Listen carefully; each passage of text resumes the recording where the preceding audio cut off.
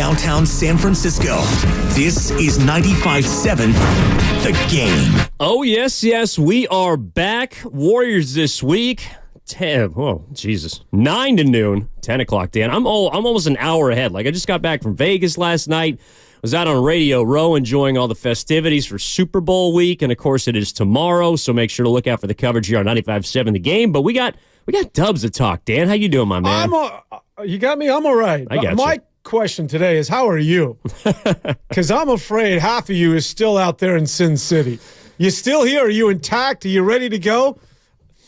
Well, the thing is, Dan, anytime you head to Las Vegas, and I'm sure you know this, I'm sure anyone out there listening knows this, you do leave a little bit of yourself, whether it's pride, whether it's money, particularly money, along with whatever material item you might have left in your hotel room because you're getting up and you got to check out, but you're also trying to figure out, okay, I got to get my bearings. What did I leave at the bar last night? Did I leave a coin on the casino floor? Where am I at? So right now, I am physically in San Francisco, California, but you are right. I did leave a little bit of myself in Vegas. Yeah, I can only imagine. Las Vegas in and of itself. I mean, you can go in the middle of February without a Super Bowl, and it's insane. So for the Super Bowl, which has never happened, for everybody in the world to ascend on that place, I mean, heads will explode, as I'm sure as yours did on numerous occasions. Welcome back, my man. Appreciate it. Well, your head was spinning a little bit, but one of the things that kind of was flying under the radar and a lot of the conversations, obviously, in Las Vegas were swirling around football, but quietly while everyone was out there, Dan,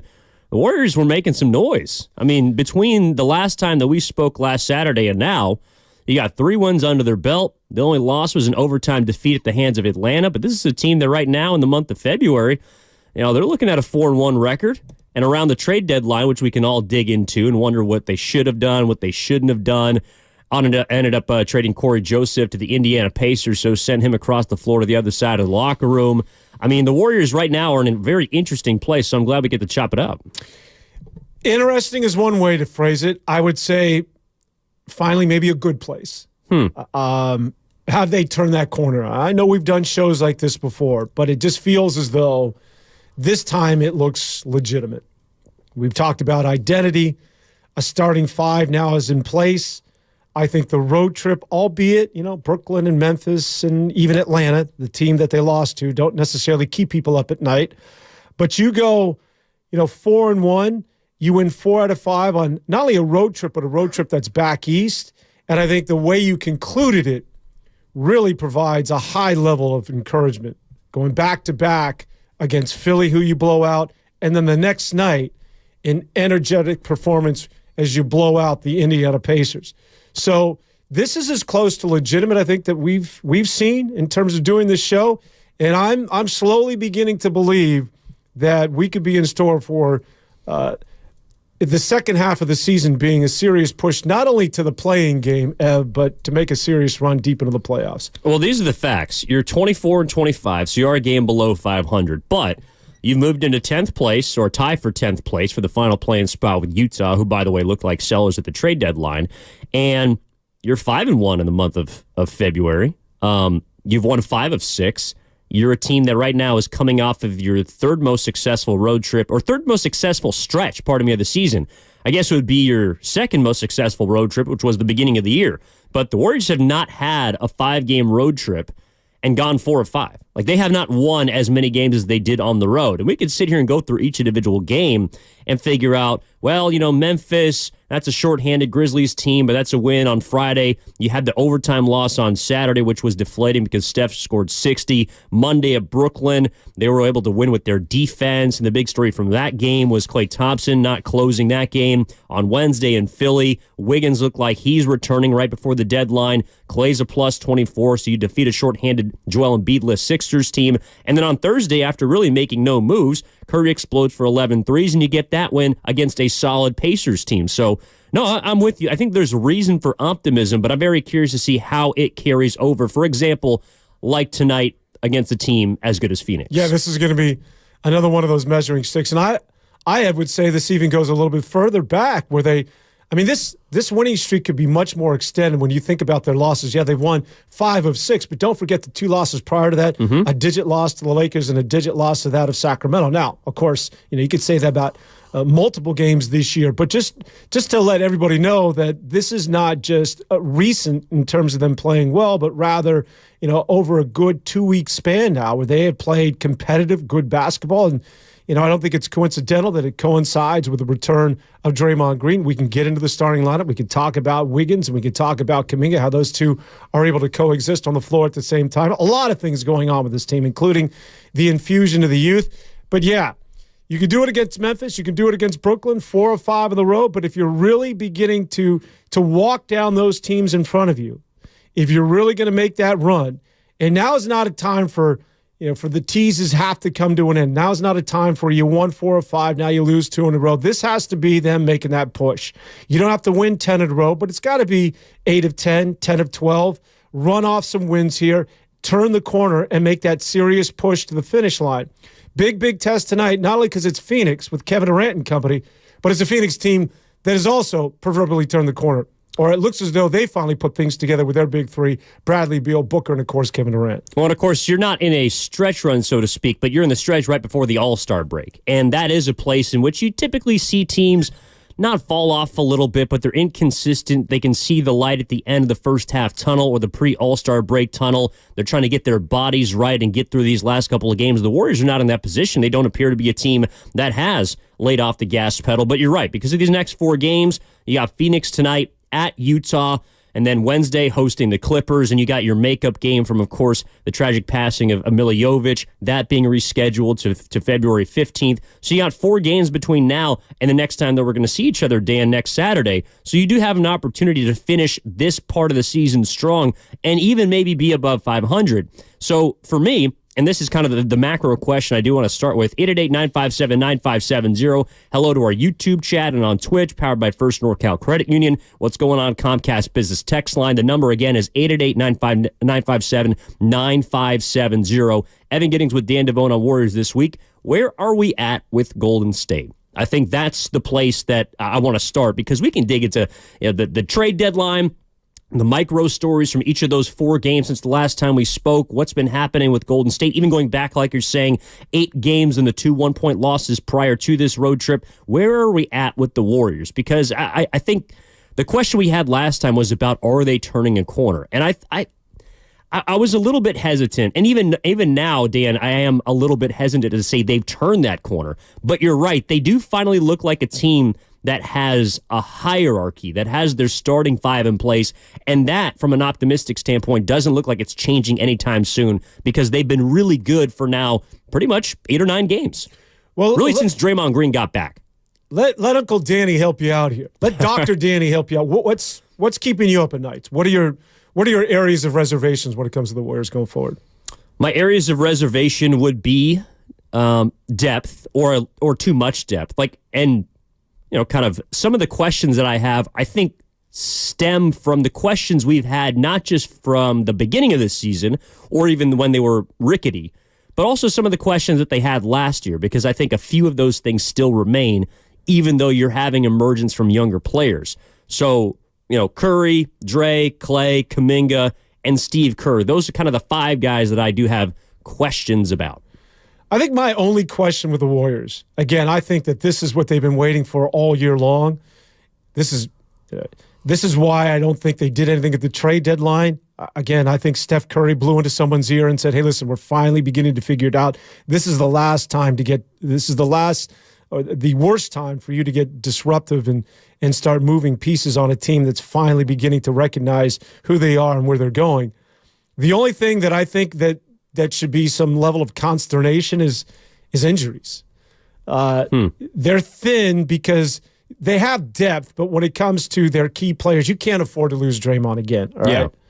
Yeah. Draymond is just, you never know with him.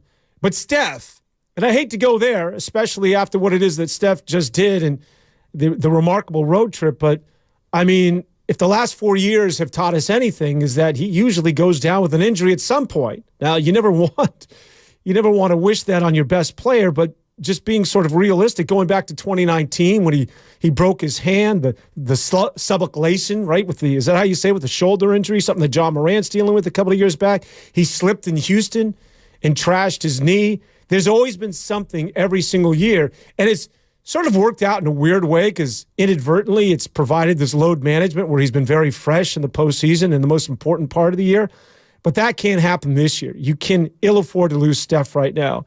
And so I guess the only thing that I think is a level of concern is with an older team that becomes a little bit more brittle is the injuries. Chris Paul you can afford to lose, and we'll talk a little bit more about Klay Thompson, but if Klay Thompson goes down, that's certainly not something that should be very alarming to me. But again, it's Steph and it's Draymond. They have to be upright, and because they're not as young as some of the before-mentioned, the Jonathan Kumingas and Podziemskis and company, that I just wonder, should one of those guys be sidelined, that can really derail things. Oh, 100%. And I think that's how the Warriors have always operated, honestly. If Curry misses an extended period of time, you're in trouble. And from what we saw when Draymond, because of his own actions, missed an extended period of time, they had I think they had a 5-game win streak, but overall, they were about or below 500, and this is from the 510. So the 510, they're still in a teetering spot where they can easily go down and remain a 500 team or take off and be a mid-round playoff team. Still haven't found their true identity yet. And I think that's where I'm with you, Dan, about not turning the corner, but I think they're starting to find an identity. And that is where you tend to play more consistent basketball because you know what your role is on a given night. I guess if I had a question, it would be once the health concern you're talking about rights itself, right? You're getting Gary Payton II back, it looks like, tonight against Phoenix. Chris Paul is going to be back within the next couple of weeks very soon. You already got Moses Moody back and Draymond Green off suspension. So we're still in a similar place to a month or two ago where Steve Kerr had all of his pieces. He had his 12 guys, but he's explicitly stated that only 8 or 9 are going to get run on a given evening. And now you might even have to factor someone like Guy Santos or Lester Quinones into the mix, who have been playing better as of late and kind of have had to help. So this is my thing. It's, yes, you're getting healthier. Yes, you're getting players back. But how do those pieces all fit? Because I think that the identity from the starting 5 and down has been able to stabilize. But how does that get mixed up, or how does that equation become different when you throw different ingredients back into the gumbo pot? I think it's a good problem to have. I see what you're saying, but I'd rather have to deal with I've got too many good players, how do I fit them in, as opposed to I'm too thin and I don't have any depth on my bench. Like I don't have any quality players that I can deal with. It's something that that they experienced last year and in previous seasons. So I get it, but I think I'd rather want to deal with that scenario than the latter. And he's just going to have to figure it out. I do think that the Chris Paul scenario is something that we can sink our teeth into, because that becomes really curious. He's probably the biggest piece that would come back in and slot, higher than your 7th or 8th man. But does he fit in philosophically what they're doing right now? I mean, he was so good with this team. Let's just face it. It has worked with Chris Paul. Yeah, he's played well when he's been available. Very well.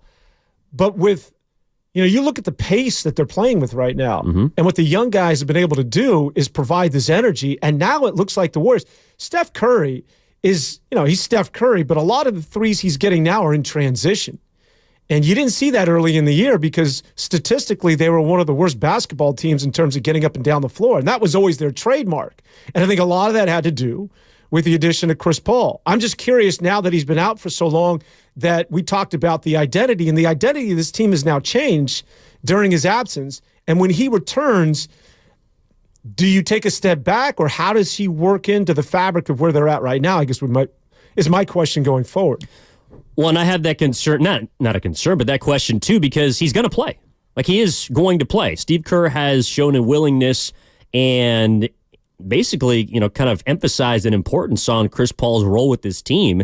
My thing is, and Steve Kerr, I will give him credit. Like, there seems to be less than there's ever been of an importance of veteran players needing to play big minutes.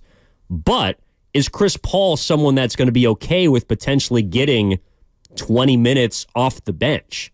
Is he someone that's going to be like, as much as we talk about, okay, well, at the beginning of the year, Chris Paul is supposed to be the 6th man, and he's coming in and he's taking his role and he's taking it in stride. He's being a good team player, and I think he has been a good leader even off the court for the Warriors this year. But if he comes back and it doesn't look like he's going to be closing every game, which I don't think he necessarily should. Like, the Warriors right now, the combination of Curry and then either Clay or Podziemski at the 2, you're looking at obviously the forward spot, which I think is probably stabilized the most outside of Steph, Kuminga, Wiggins, and Draymond. If that 5 is on the floor and they're playing well then will Steve Kerr ride the hot hand like he said, I think it was after the Monday night game in Brooklyn, or would he revert back to what we saw 2 months ago, which is, well, Moses Moody's making 3 threes to start the quarter against the Kings, but you're still coming out because Clay's got to get in, Chris Paul's got to get in, and other players that are older and have been in these spots before need to get their minutes. Yeah, I think, I can't speak for Coach Kerr, but I think he'd be the first to admit that, that was part of the growing process for him this year, and hopefully he's moved on. And it's an old basketball team. Just to sort of oversimplify it, that's the biggest problem that they have to deal with, is that their best players are not only in their 30s, but in their mid-30s. And Chris Paul's 38. Steph Curry, your best basketball player, soon to be 36. Still very, very effective. Now, again, that's not a death sentence, and not to say that you can't be any good or you're not relevant. But the reason to me, and it's very simple if you're watching these games, the reason to me why they're playing well now is because of the energy. And why do they have energy? Well, it's because they went young. It's now that Jonathan Kuminga is a starter. Andrew Wiggins, I know it seems as though he's been in the league for the last 25 years, but he's still 28 years of age. Brandon Pajemski. And now you get these two guys from the G League, Quinones as well as Keith Santos. And that's all they do is play with energy.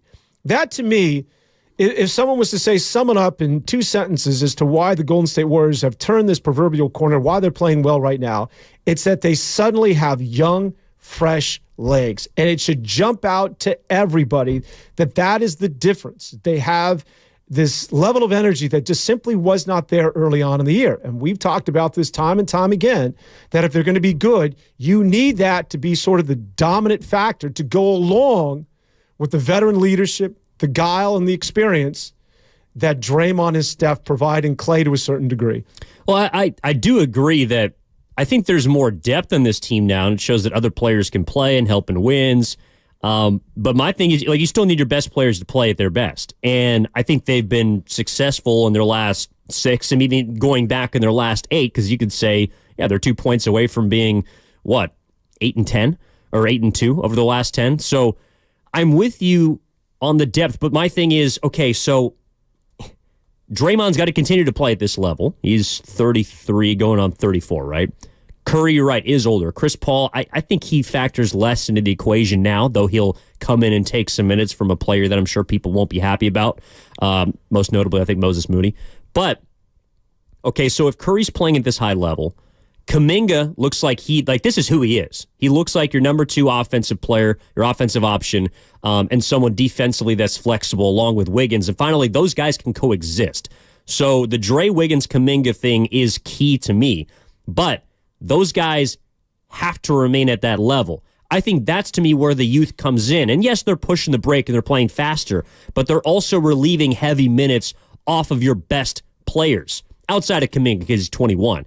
But like against Philly, Steph, I don't think even played the fourth quarter of that game, scored 9 points on 8 shots, and they won. Like, those are the kind of games where you say that's where the young team, the younger version of the Warriors, needs to show up, because you got to be able to stack W's while also resting Curry, Draymond on the front end of a back-to-back. And that's why you can go out in Indiana and see Curry shoot the lights out in the first quarter, I think, because he's got fresher legs. So that's where I think the added depth will help.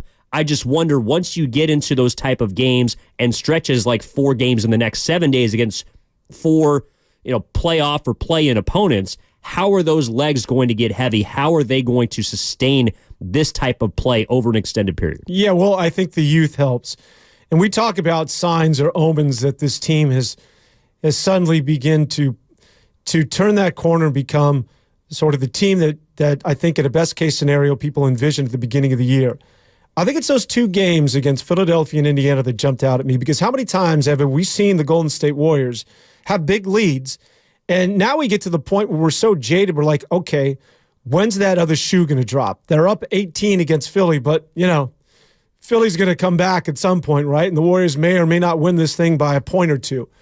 But the fact that they ran away and hid from Philadelphia, it felt like Warrior basketball that we were really, we've grown accustomed to, that, this is the way the Warriors play, where you can rest guys in the fourth quarter, and an 18-point lead becomes a 25-point lead, and suddenly it's a laugher, and everybody's smiling, and it's high fives all the way around.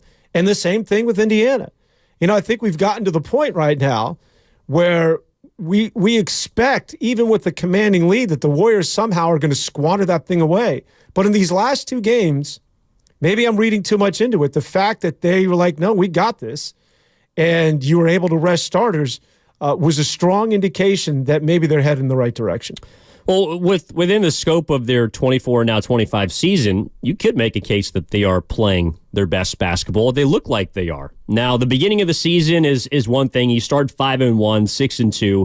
You have a 5-game win streak in December. Those are all good stretches. But again, my question kind of last weekend, and really was at the beginning of this month, is okay, so even with those good stretches of basketball, you haven't played over 30 days close to winning basketball since October. And ironically, that road back-to-back that they just captured in Philly and Indiana, nothing necessarily to scoff at, is the first time they've done that since the end of October. So if this is finally a Warriors team that's beginning to cultivate an identity, that's beginning to get some help finally, and trust also in their young guys to kind of supplement the older players, well, then I then think we can talk about them turning the corner. Does that mean they're all of a sudden going to vault themselves into, top 6, top 5 contention in the West? I'm not so sure, just because it's still a long ways to go. They're playing better basketball, there's no doubt about that. But right now, they would be 5 games out of 6th. Sacramento's the 6th seed. 5 games is a lot to jump in the final 30-ish of the season. But could they find themselves into an 8 or a 7 where you have that first home playing game? Absolutely. And then you just start to think about this team as becoming dangerous. Like, I think the Warriors are capturing attention, not just, of course, here from local fans, but also national people that are looking at, all right, what could be a matchup here? Someone like the Miami Heat last year as an 8 seed making a run. Could the Warriors be one of those teams? I'm not there yet, but I think that's where people's minds are starting to go. How dangerous can this team be? Well, it has to happen now. This is it. We've sat here and we've talked about a team that, because of the absence of Draymond, all the things that have gone on with this basketball team. I mean, you're basically a little bit more than halfway through the season, and it feels as though we've played 10 years of basketball because of the emotional highs and lows that the Warriors have experienced to date. But this has to be it. This is where you make your push. This can't be just speculation. The Warriors now have to prove it. We can see it's all there. It's finally come together. You got your starting lineup. Kuminga's now finally that young player that's flourishing. All the pieces that Wiggins is not the same Wiggins as he was early on in the year. Steph is Steph. You got the kid Podziemski who hit a little bit of a lull, and the Wall maybe a month ago. That's over with. Moses Moody is healthy. This is it. It's time now to win basketball games and start compiling significant stretches of where you win considerably more than you lose. And I don't think, walking down whoever's in that 5 seed or 6 seed is beyond, the realm of possibilities here when it comes to the Warriors, because the Warriors are going to have to go on a significant winning streak here and are going to have to play much better basketball. And this is it. Like, we cannot sit here next week or the following week and saying, well, it was a tough week and they're showing signs and, well, they lost a couple and I don't know. It's another head scratcher as to why they lost another 1-point game. No, that has to be in the past. And if this is really going to be a Warrior team that is going to get into the playoffs and is going to challenge whoever's at the top seed, whether that's Minnesota, OKC, the Clippers, or the Nuggets, it has to start right now. You got about 35, 34 games remaining in the season. Go out and make your push, and then continue that momentum as you head to the postseason. 888-957-9570 is the number. Evan Giddings and Dan Devone. This is Warriors This Week, taking you up until noon as we do every single Saturday. Let's sneak a call in before the break and get out to one of our favorites out in D.C. Not calling at 1 a.m. this time, not even 10 p.m., but about mid-afternoon. What's up, D? How you doing, my man? What's going on, Evans? What's going on, Daddy? What's up, D? Can't complain, man. Can't complain. Hey, look, I know you guys are very happy with the last few games. We won 4 out of 5. That's great. It's great. But, I hate to be a pessimist. But let me put it to you this way. This team is not what it needs, what it can be, to be honest with you. They failed to make the adjustments that they needed to make at the trade deadline just to have a strong push, right? They didn't get the big men that they needed to get. And I'm telling you right now, after the break, you will see, once we start playing the Western teams, we will revert back to the same old Warriors that we have shown to be the last few months. Mainly because we are older, we are athletic, and we are too short. Once we start playing these big teams, man, we're going to pay a price. And it is sad to see Warriors fans as well as the front office thinking that they can get by just wasting Steph Curry's, heroic performances on a nightly basis. Yes, I'm happy to see Paz developing. I'm happy to see J.K. playing hard and doing his thing. Yes, I'm happy to see all of that. But overall, to win, you need to have certain pieces in place to actually get all the way to the top. And we don't have that. We do not have that. I don't believe we do. I'll be pleasantly surprised for them to prove me wrong. But I'm telling you right now, yes, we won the last 4 out of 5. But I can guarantee you, within the next few weeks, we will revert back to the same old team that we were beginning of the season, as well as we the fans, we're still going to be complaining about, oh, why didn't we do this? Why didn't we do that? All right, man, I'm going to hang up and listen to you. Thanks, Dave. Appreciate the call, man. Look, if your glass is half empty, we'll take your call. If your glass is half full, we want to hear from you on the other side. 888-957-9570. Back after this on Warriors This Week with Evan Giddings and Dan Devone on 95.7 The Game. Hey, what's going on? It's Willard and Dips for Safeway, a proud sponsor of the San Francisco 49ers who are heading to the big game. Got to go to Safeway this week.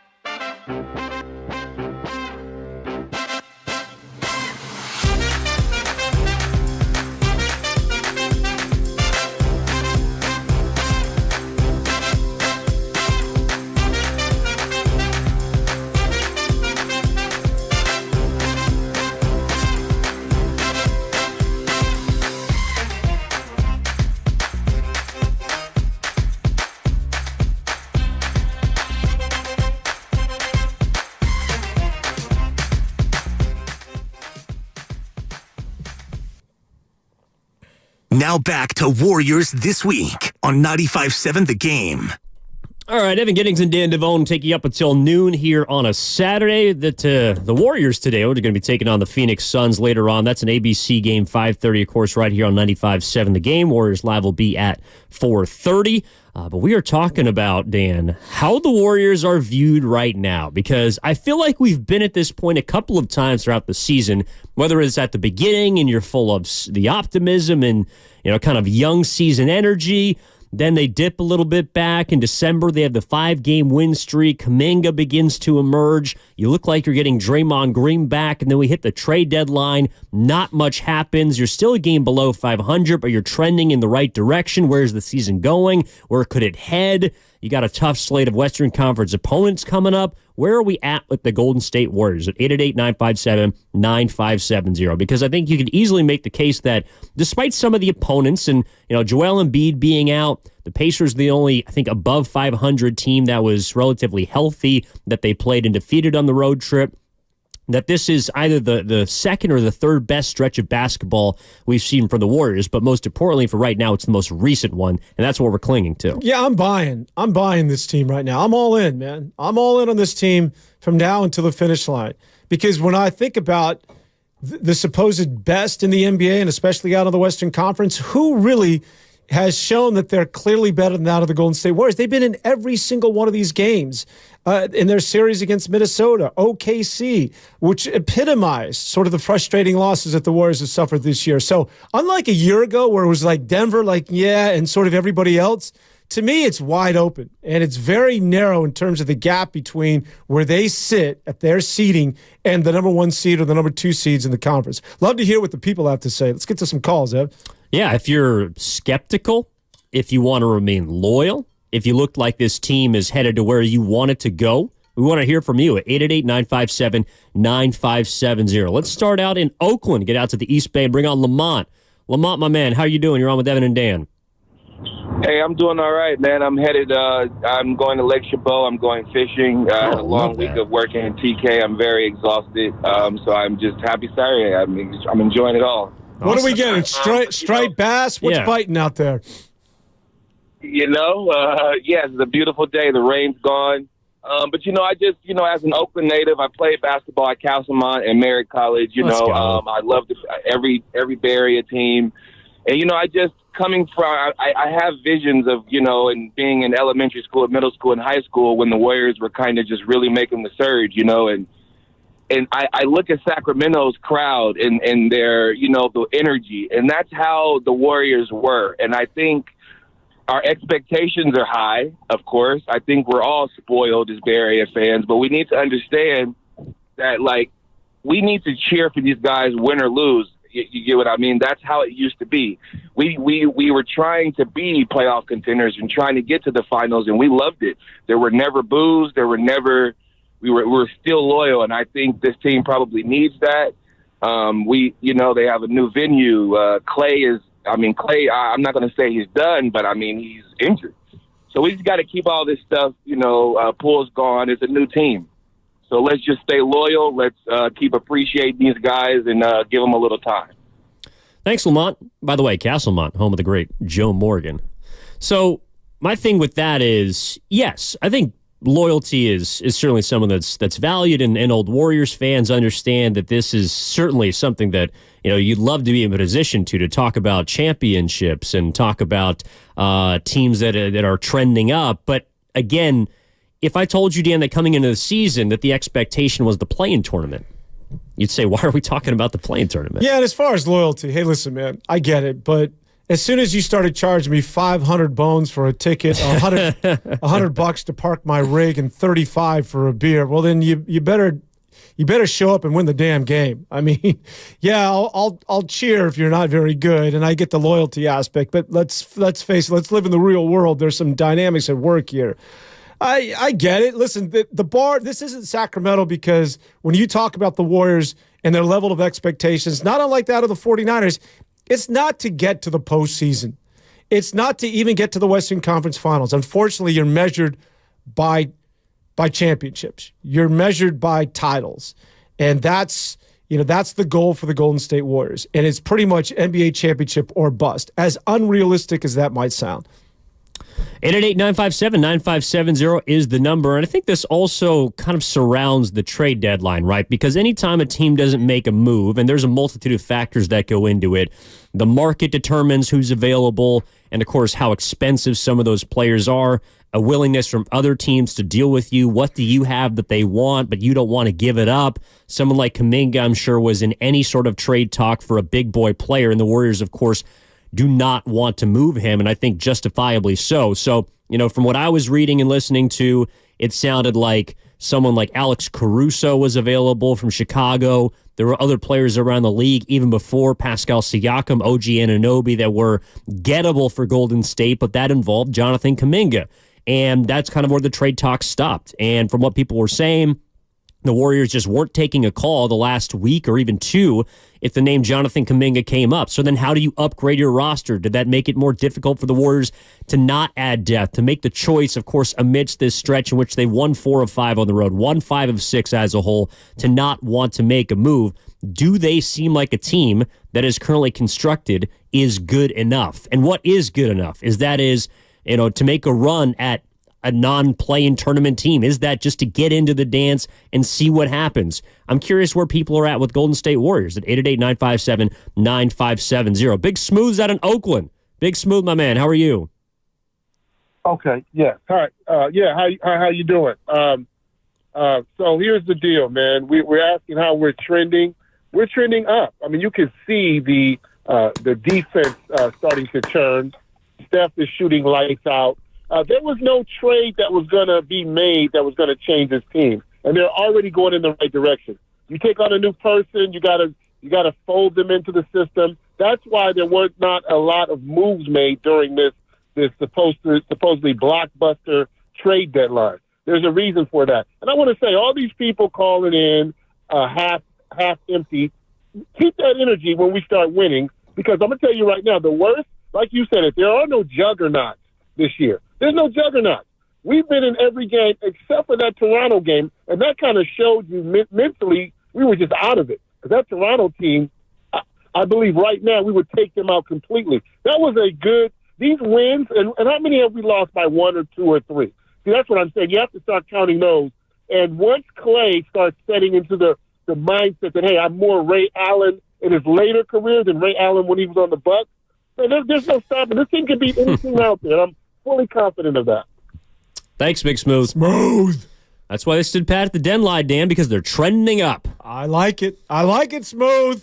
They were also trending up because they were 5 games below 500. I mean, there was nowhere to go but up. Exactly. But I think that's, look, the trade deadline is kind of the I don't know, like the small case study for this season, right? Are they good enough? Is it all about just the internal growth? I mean, they've made strides in a variety of spots. I mean, Kuminga looks like a player that's here to stay, and you want him for a long time.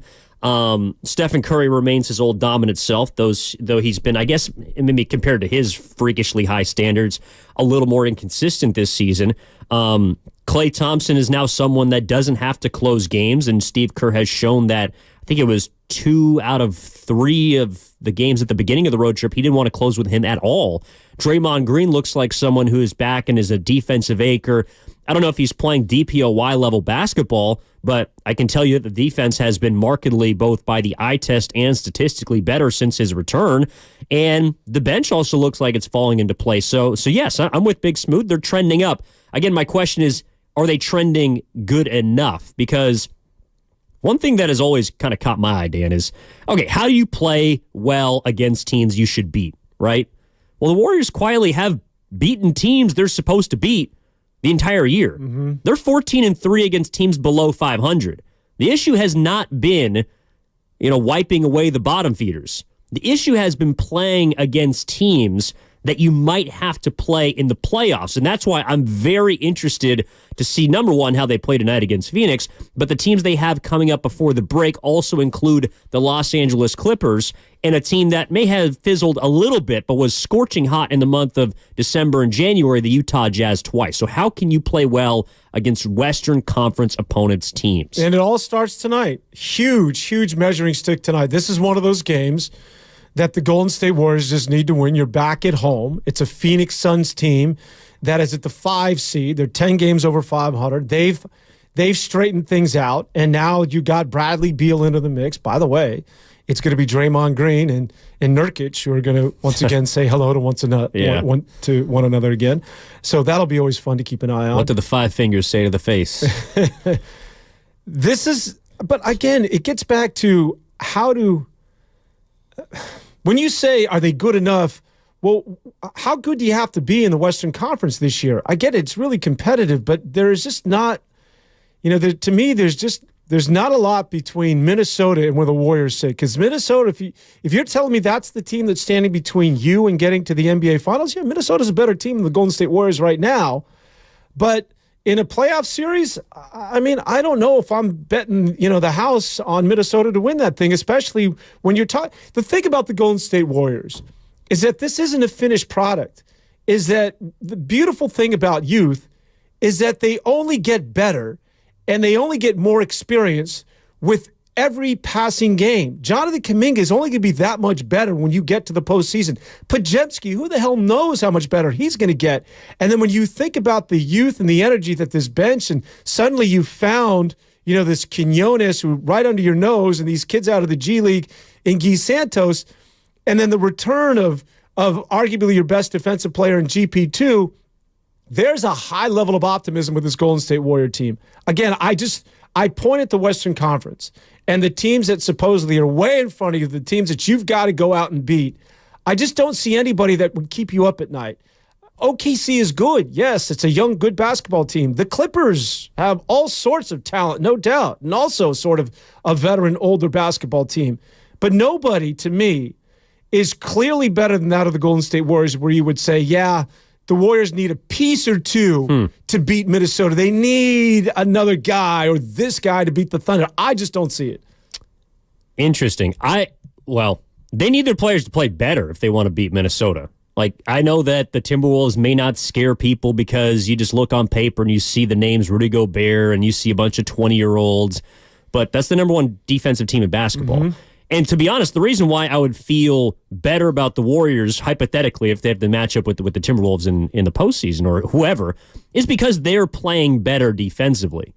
They are a markedly better team on the defensive end of the floor than they have been through the first 3 months of the season than they have been the last 5 or 6 games. That's a small sample size, and we'll see how things correct themselves or not. I mean, the only team that defensively, or I guess offensively, were able to take advantage of them in this road trip was Atlanta.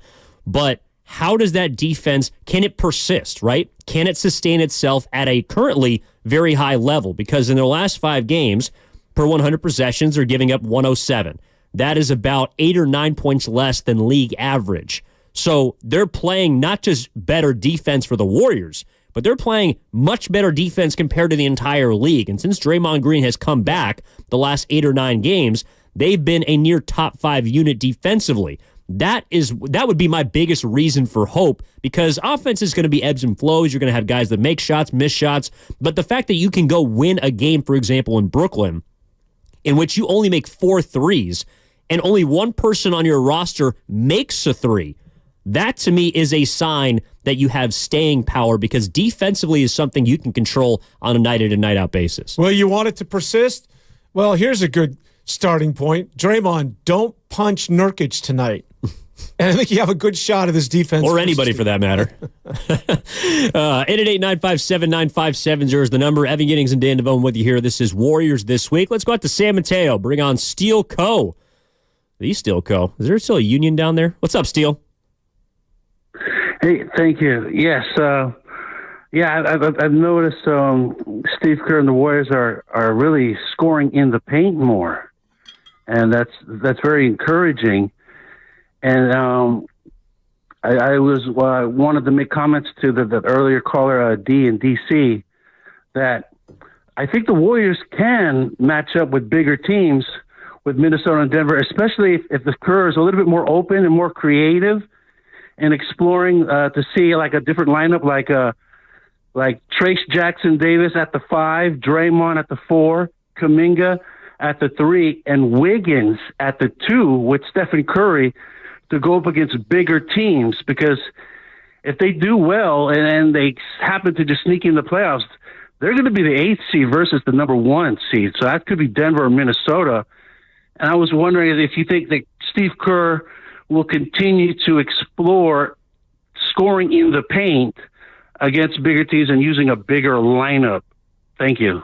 Thanks, Steele. Well, that's something that I don't know if it's just a misnomer or kind of different now in the game. Like, you can be a good interior scoring team without necessarily needing a traditional 5 or an offensive-minded center. Like, they've been better in the paint when they've actually gone smaller and Draymond has played exclusively at the 5. Yeah, because those guys getting points in the paint are not your bigs, but it's Jonathan Kuminga now is putting pressure on the rim.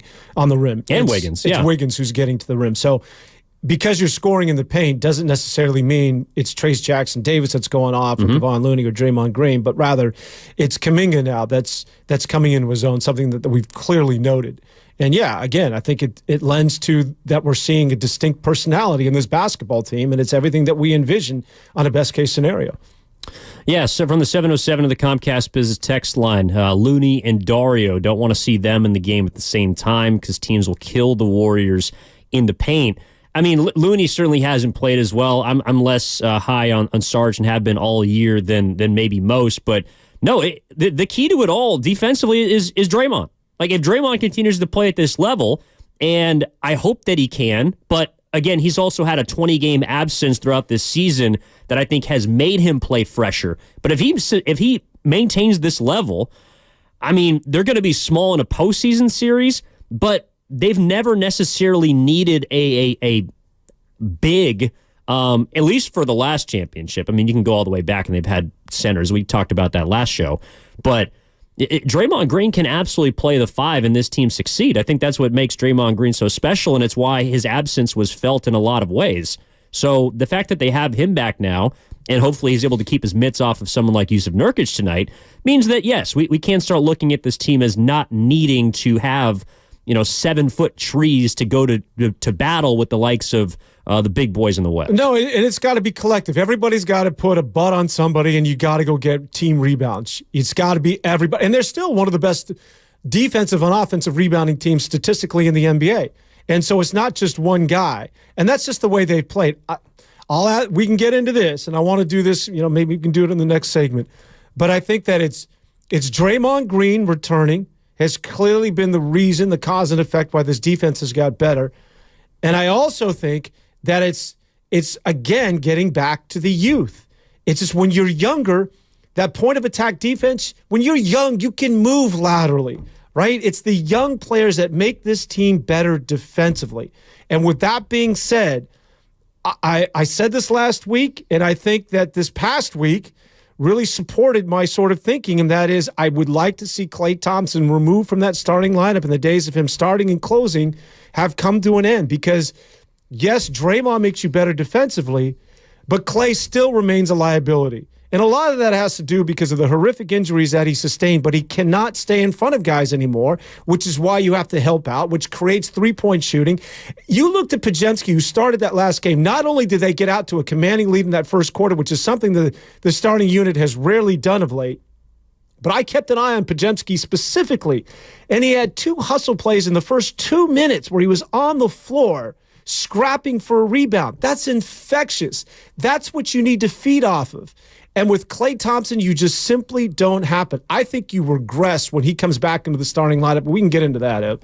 Well, I think it also helped in the last game that Curry made his first 6 threes and 18 first quarter points. Well, but one of those probably going to help you get a lead. One of those possessions was a 50-50 ball that Podziemski got on the ground and made sure he procured and rolled to Steph Curry for one of those threes in the opening 2 minutes of the game. So a lot of it is just, in order for Steph to do what it is that he did, sometimes you need a little bit of help. And Podziemski's that guy, just wire to wire, who's just going to beat you up the floor.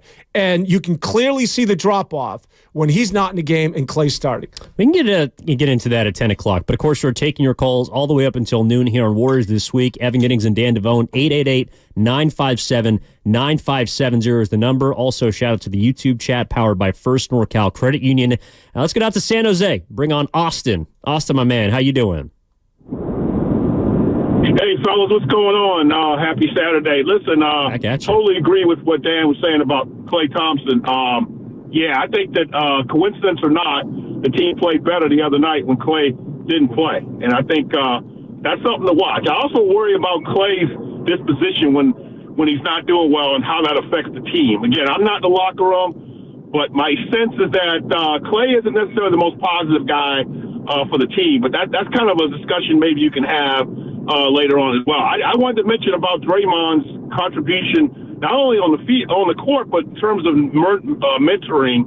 And I'm generally not a big mentoring guy. I don't necessarily believe in that at the pro level, but you can kind of see it with Kuminga and Podziemski just kind of rallying around him and the way he talks to those guys and communicates. And you can see that they actually believe in him. And it's not just for the press or media. I think it's actually real. So I wanted to give some kudos to Draymond, who gets criticized a lot for what he does in other ways, but I think he's not getting enough credit for really, really nurturing the young guys. You can see the result. And, man, Podziemski, to your point, Dan, man, he's fantastic. He not only contributes on the offensive end, but his defensive intelligence is also something that's, I think, underrated. So that's what I got, guys.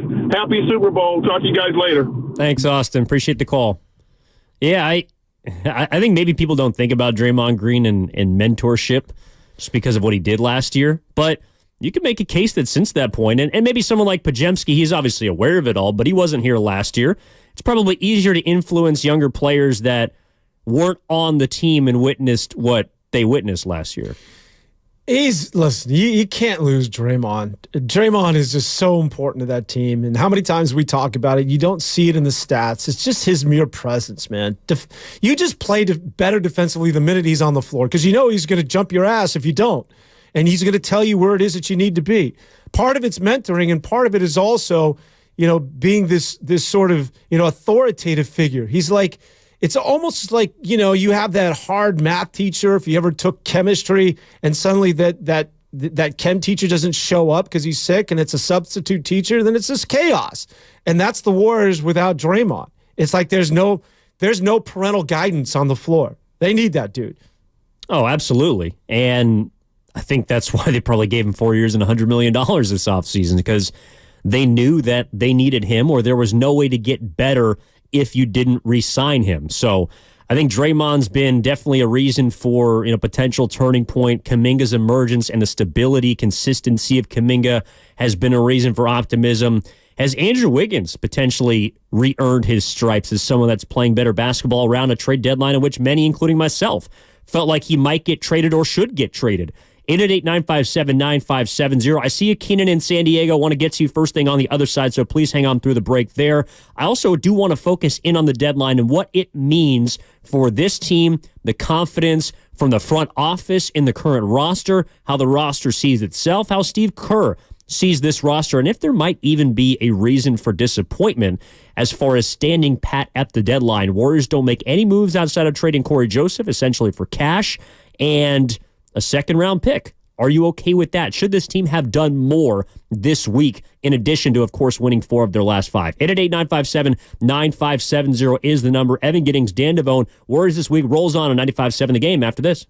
Hey, it's Willard and Dibs for Safeway, and Safeway is the perfect one-stop shop for all the Valentine's Day needs. Dibs?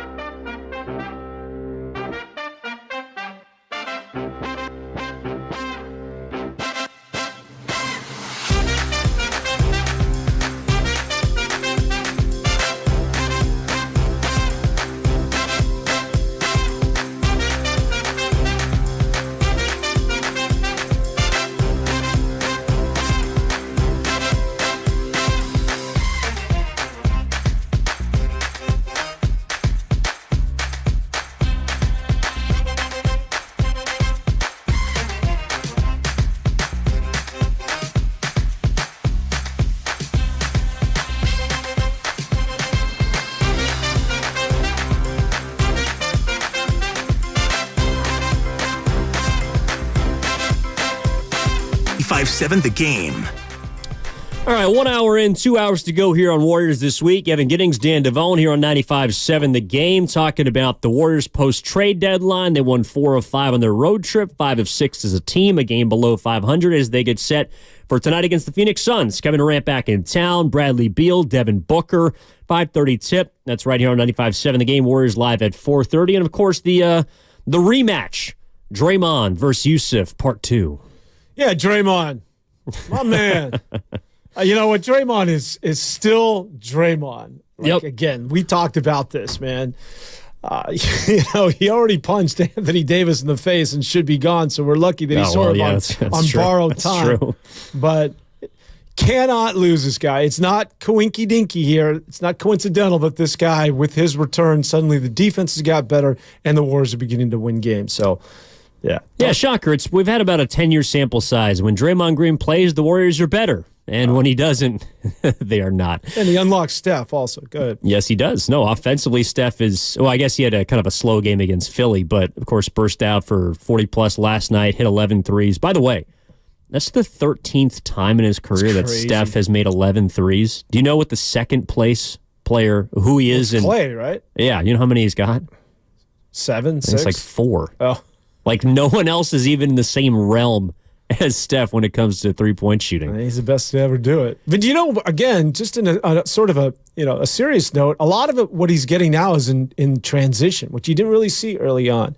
Like a lot of that is just this season or his career. You mean? No, this year. Because again, for whatever reason, the pace hasn't been the same, and I think that youth really just unlocks a lot of things. When the Warriors play defense, what always happens, right? Yep. It's like it puts you in transition. It sets the offense. You get out and you run, because you got a turnover, a rebound, and you go. And that's when the Warriors, and specifically Steph Curry, at their most dangerous. Yeah, during the stretch of 5 of 6 wins, their offense has been 120.3 per 100 possessions. Their defense has been at 107. Both of those are above both the Warriors' average as well as league average. So they're playing arguably their best basketball right now. How will that continue against opponents above 500, opponents that might consider themselves legitimate contenders in the Western Conference, of course, being the Phoenix Suns. And then in 2 games, you got the Los Angeles Clippers, who maybe have been the most sustained, successful team after their first few weeks. They've played and had some very impressive wins during their season. Of course, we're going to see them on Wednesday, interspersed with the Utah Jazz. But promise Keenan in San Diego, we get out to him. So 888-957-9570. Phone lines are open here on Warriors This Week. Keenan, my man, thanks for holding on. How are you? No problem. What's up, fellas? Hope all is well. Back at you. I am buying it. What's going on with the team right now? I think, the 2 1-point losses and the double OT loss, I think we are starting to turn the corner and put it together. But for me, the key is our wings. Next to Paul George and Kawhi, I think Wiggs and Kuminga might be, the second most talented wing duo we have, especially when they're playing D. When Wiggins is focused on both sides of the ball, he's damn near unstoppable, in my opinion. When he's making those layups and he's locking people up, I think Kuminga feeds off of that. Also, I think Kerr might have to play TJD more, because if, Draymond is picking the 4 and the 5 and Roman, man, with TJD on that backside, blocking everything at the rim when we go against those bigger teams, that gets us out in transition. So I'm anxious to see how we're going to play tonight. We've lost, 6 out of the last 7 against the Suns. I think they've had our number for a while. So, hopefully Clay Big Smooth was right. If he can get that Ray Allen role, like Spo used him, and really kind of just adapt to that role, I think we'll be fine, man. We get to the All-Star break, 500 or a few games above, if possible. I think we'll be good. Thanks, Keenan. Yeah, I mean, I guess that's, kind of look, they can either be, I think, a game below or a game above, right? Because you got 4 games until the All-Star break. You go 3-1, you're a game above 500. You go 500, you are where you are right now, which is 24 and 25, a game below. So, I mean, yes, if the Warriors can place, I think, look, if you look at these 4 games, you get Utah twice, you get the Clippers, you get Phoenix. If you go 2-2, I think you're in a good position going into the All-Star break. You'll take it, but I think the Warriors want to either sweep or win 3 out of the 4 games. Yeah. If they're really that team, if they're going to be a team that is going to make that run, that if we believe that this is the best version of the Golden State Warriors this year, then I think the Warriors, as well as fans, suddenly we've lowered the bar, right? Like the expectations are now, okay, we're good at 500 because, the team has struggled so much this year. Listen, if this is a championship team, win all 4 of those games or win 3 of the 4 games. I do want to get back to Big Smooth and Austin, and one of the callers had talked about Clay. Was talking about Clay, and it was a good point that was brought up about his attitude. And I like Clay's a great guy. Like, I don't think he's one of those guys that's going to brood around the locker room and just, be a cancer or create some sort of wreak havoc in the locker room and be this sort of eyesore that people can't play with or get along with. No, that ain't the dude at all. But I do think because he's such a perfectionist, and Steve Kerr always talks about this, where he truly believes that every shot that he lets go is going in. Mm-hmm. And you can see the body language when it doesn't or he misses a few. And it's either a shrug of the shoulders, there's sort of this moping sort of quality to him. And that's a bad imagery. That's also infectious. Now, he doesn't mean to, and he's just because he wants the ball to go in, and that's just the standard by which he plays. But what happens is that it carries over to defense. And I think that, again, you compare him to Podziemski, who's all high energy. He's just going 100 miles an hour with his hair on fire regardless. And Clay has a tendency just to get into this. He's missed a few, and the head comes down. You can see the body language. And that's just not good for younger players. Maybe Steph has been through the wars. It's like, yeah, that's just Clay. I'm good. But that sort of stuff takes its toll on the basketball team. So it's not... it's not a casual thing that one of the callers mentioned. That's something that has to be addressed with what I think is now sort of a growing litany of things as to why you should bench. And I'm not saying don't play Clay, but relegate him to another role where all you need is somebody to come in and give you instant offense. All you need is somebody to come in and shoot the basketball. Right now, as reliant as they are on what I think is not only an older player, but older than the rest, maybe not by age, but in terms because of the injuries, not being able to stay in front of guys, and the fact that they need to get young, and you can clearly see how much better they are when they have a younger basketball team. Listen, he got replaced in the closing moments against Brooklyn, right? Yeah, and Guy Santos. Guy Santos is like, they called up Guy Santos because they needed 14 dudes on the roster, right? Plus 13 that day. Guy Santos... Why did he replace Klay Thompson? Is it because, he shoots it well? Is it because he's a good defender? Is it because he rebounds well? No. It's simply because he's young and he's willing to scrap. He's willing to battle for a loose ball. He's willing to rotate and help defensively. He's playing for his NBA life. The only reason he replaced Klay Thompson, it wasn't because of talent. It was because of youth.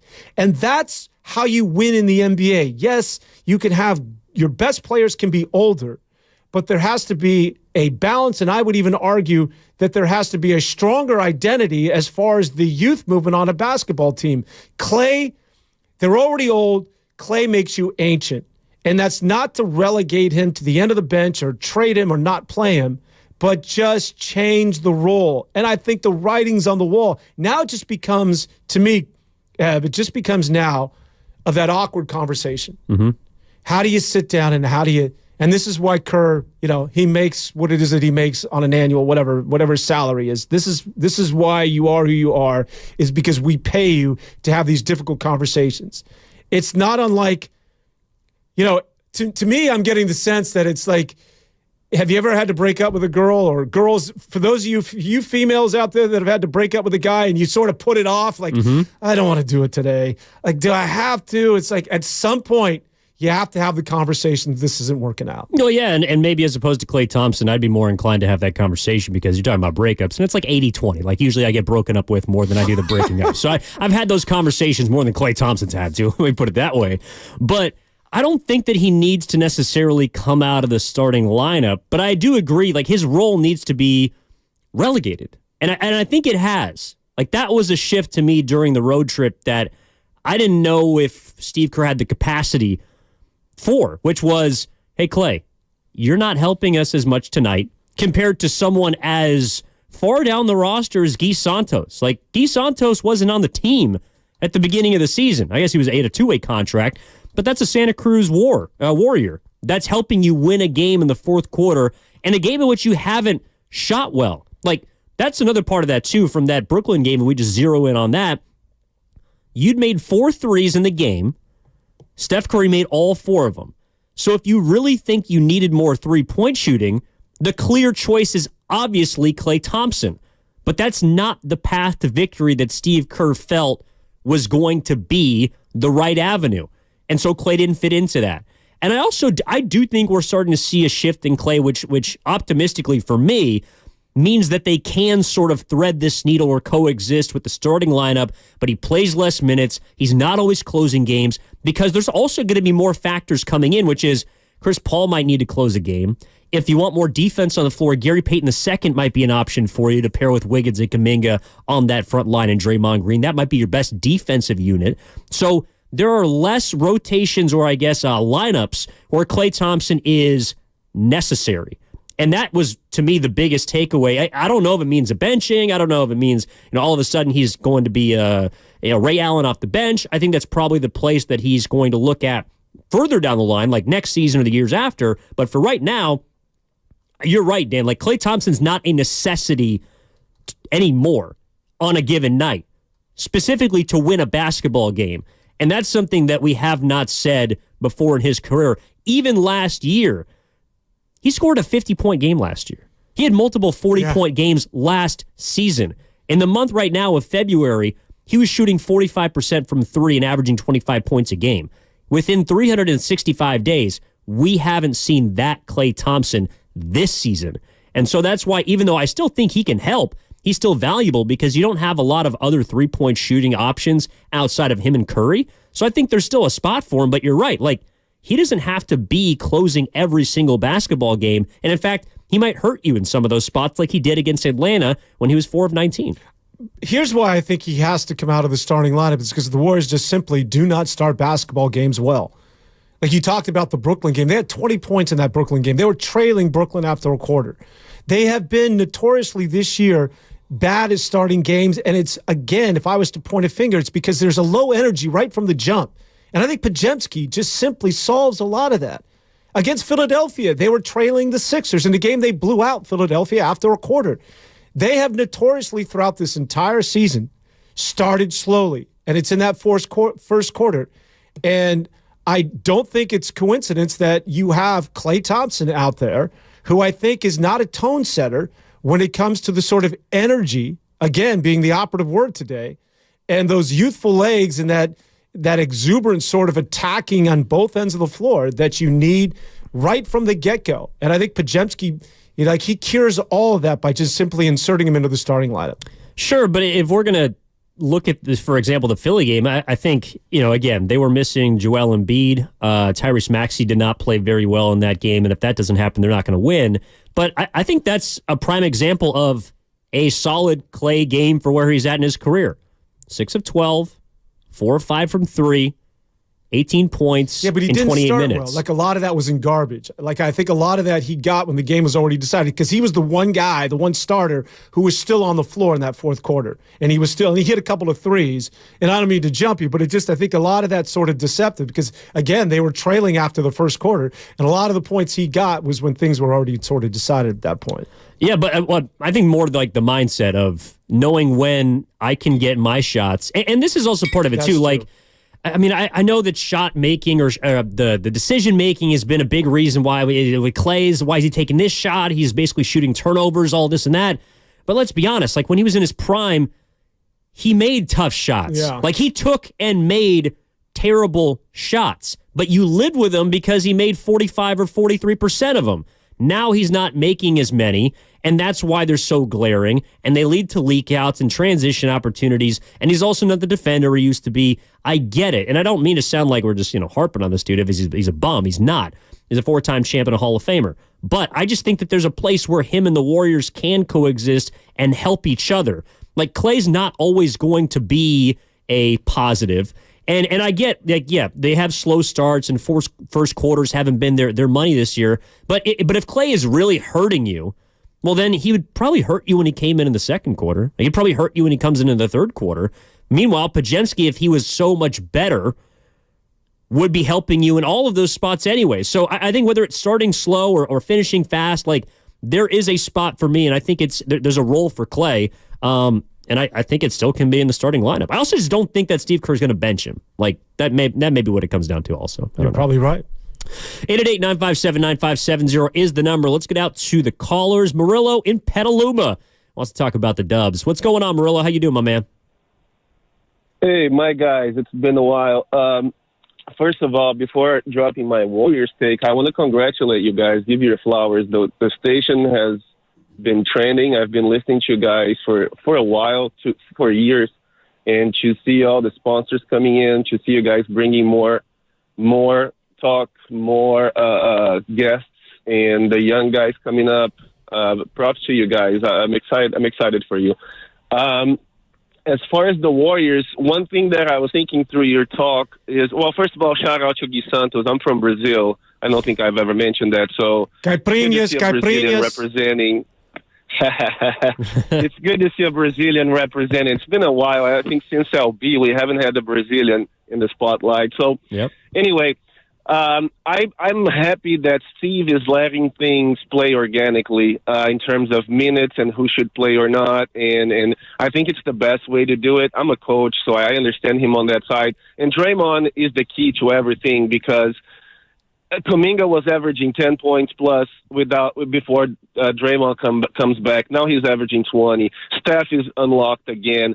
And I think there's a certain demeanor about the team with Draymond back. So I like how Steve Kerr is kind of letting things play, letting guys who deserve to play. And the veterans will understand. I think Klay needs to embrace more the 2022 Klay when he was just great to be there. Grateful to be there and happy to be back because he doesn't look like the same player. You compare him, the videos and everything, his legs don't look the same. And I know the injuries and all. So I think things are going to happen organically, and hopefully we can turn the page here on the second part of the season and maybe grab that 5th, 6th seed. I think we'll be good.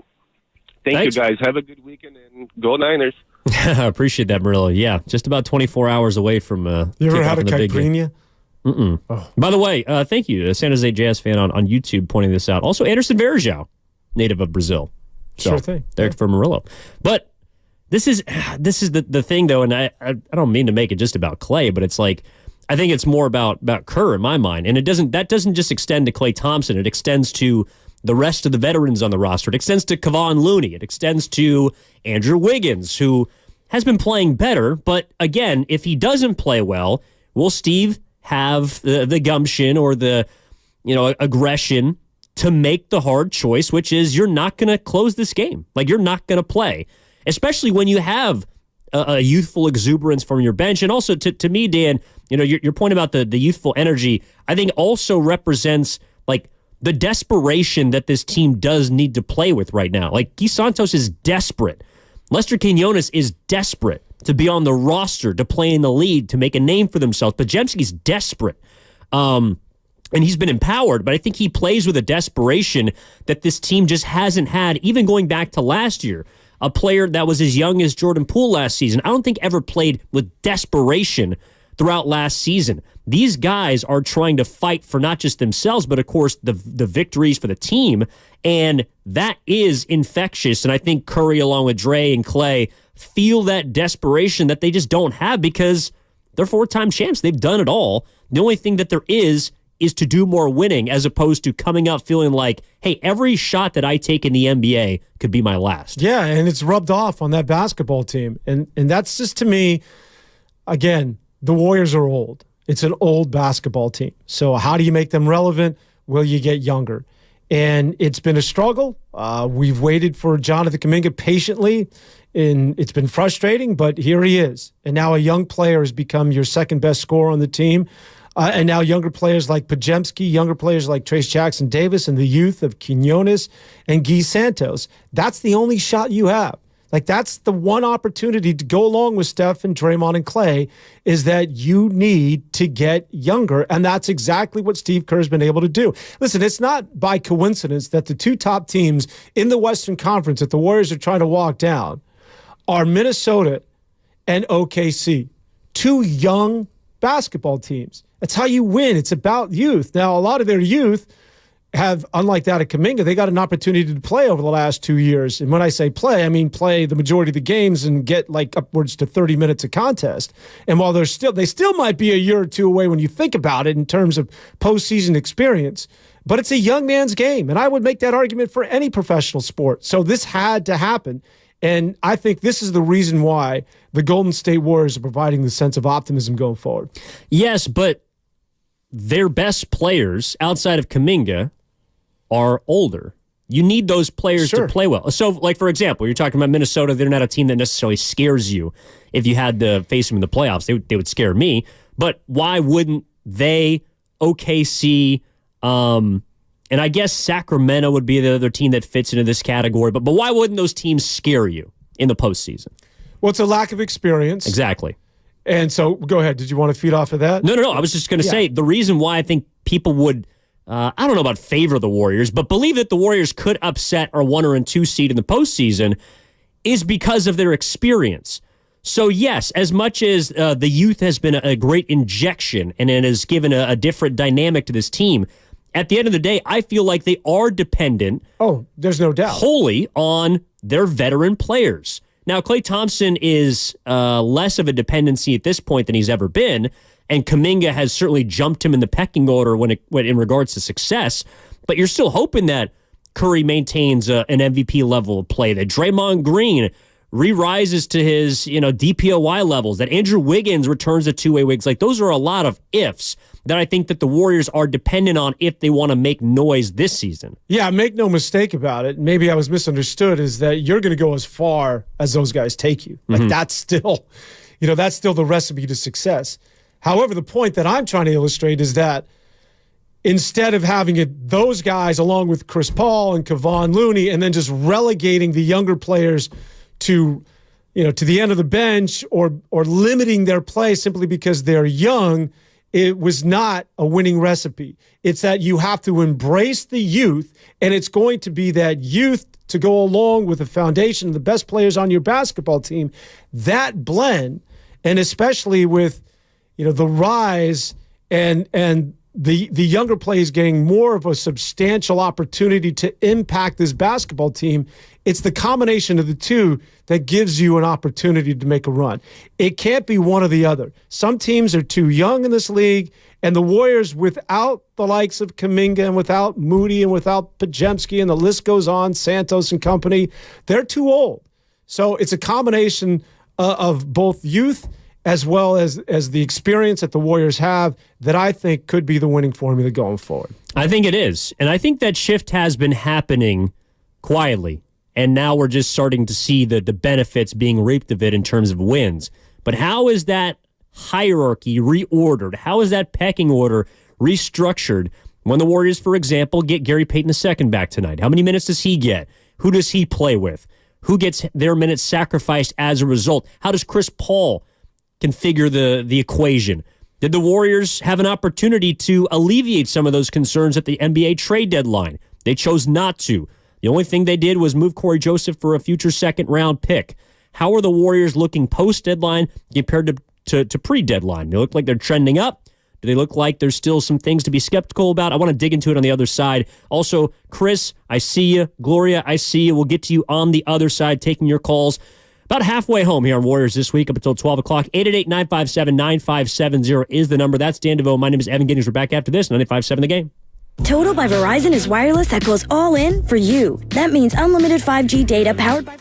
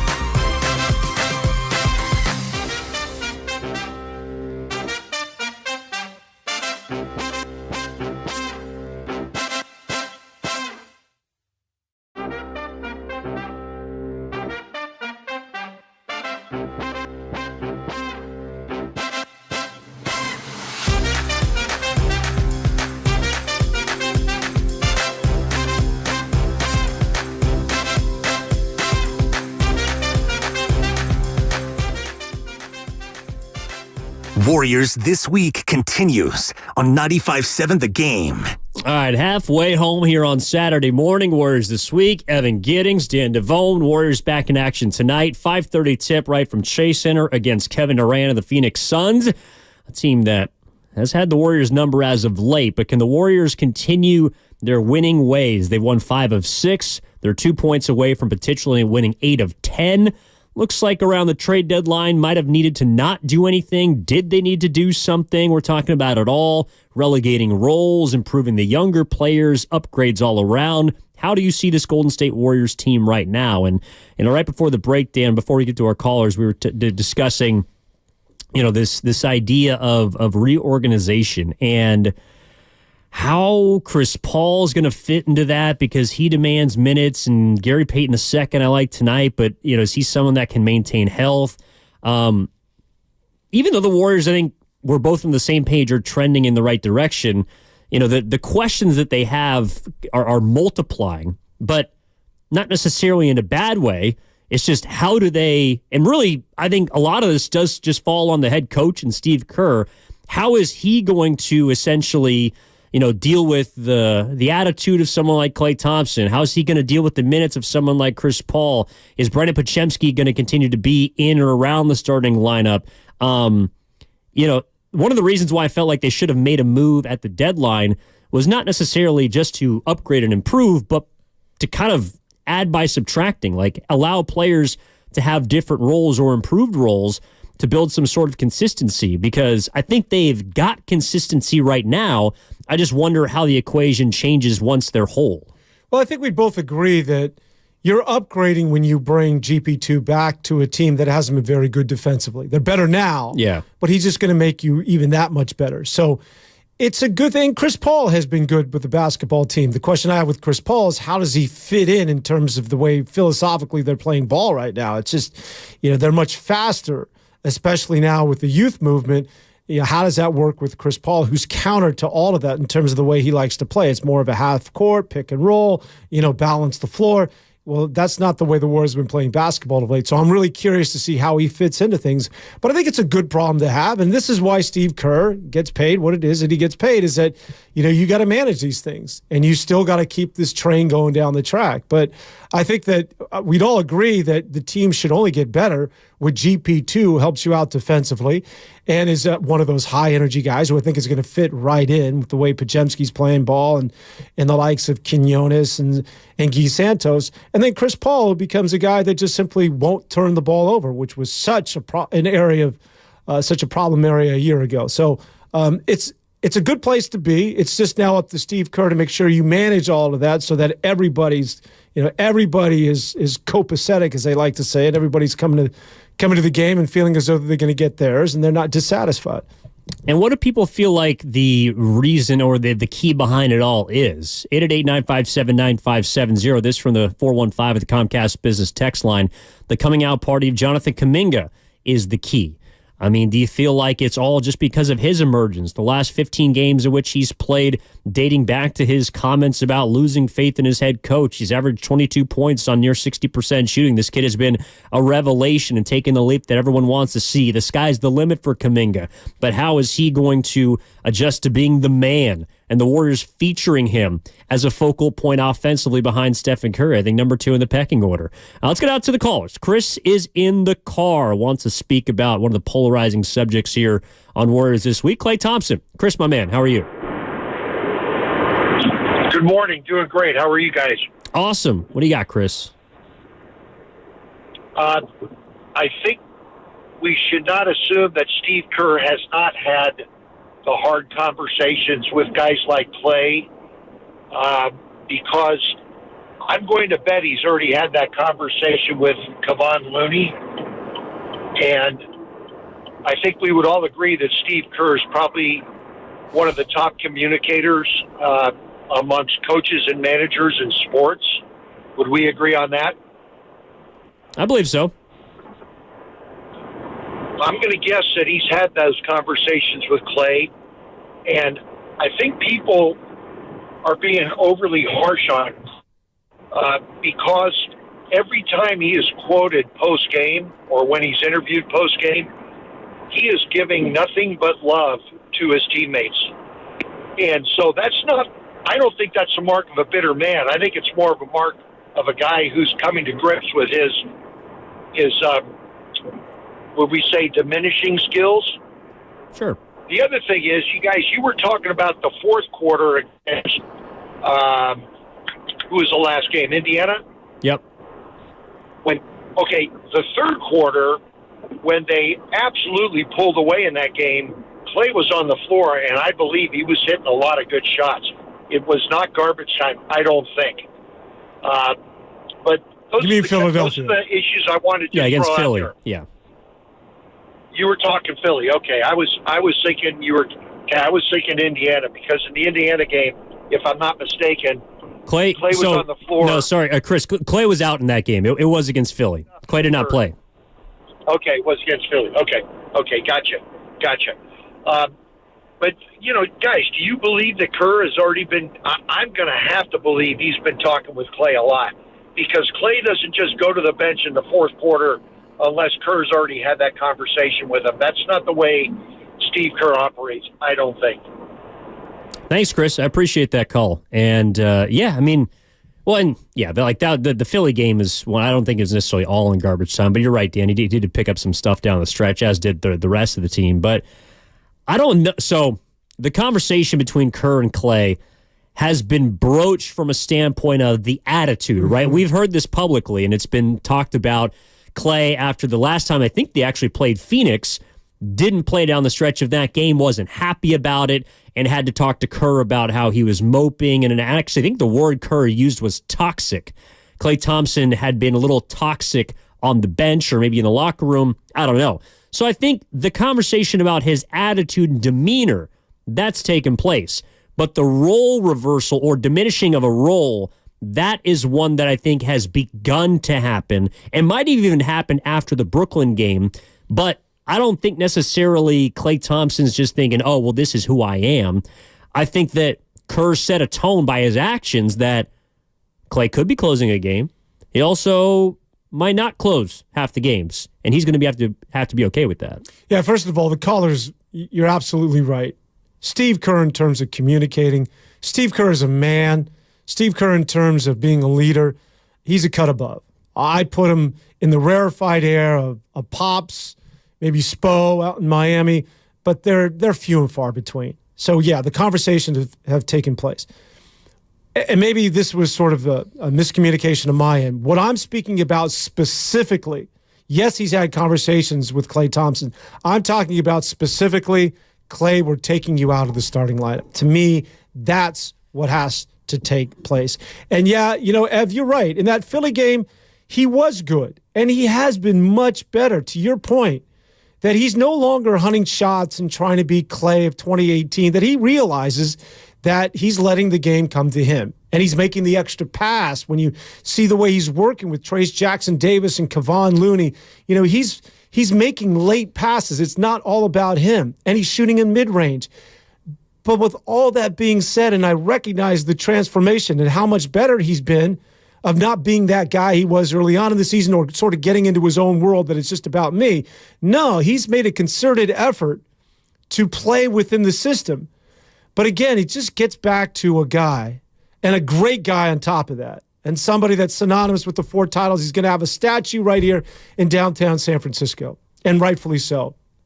It just gets down to when you're a guy that's had 2 serious injuries and you've missed 2.5 years of basketball and you're now 34 years of age, you just simply become slower and less effective.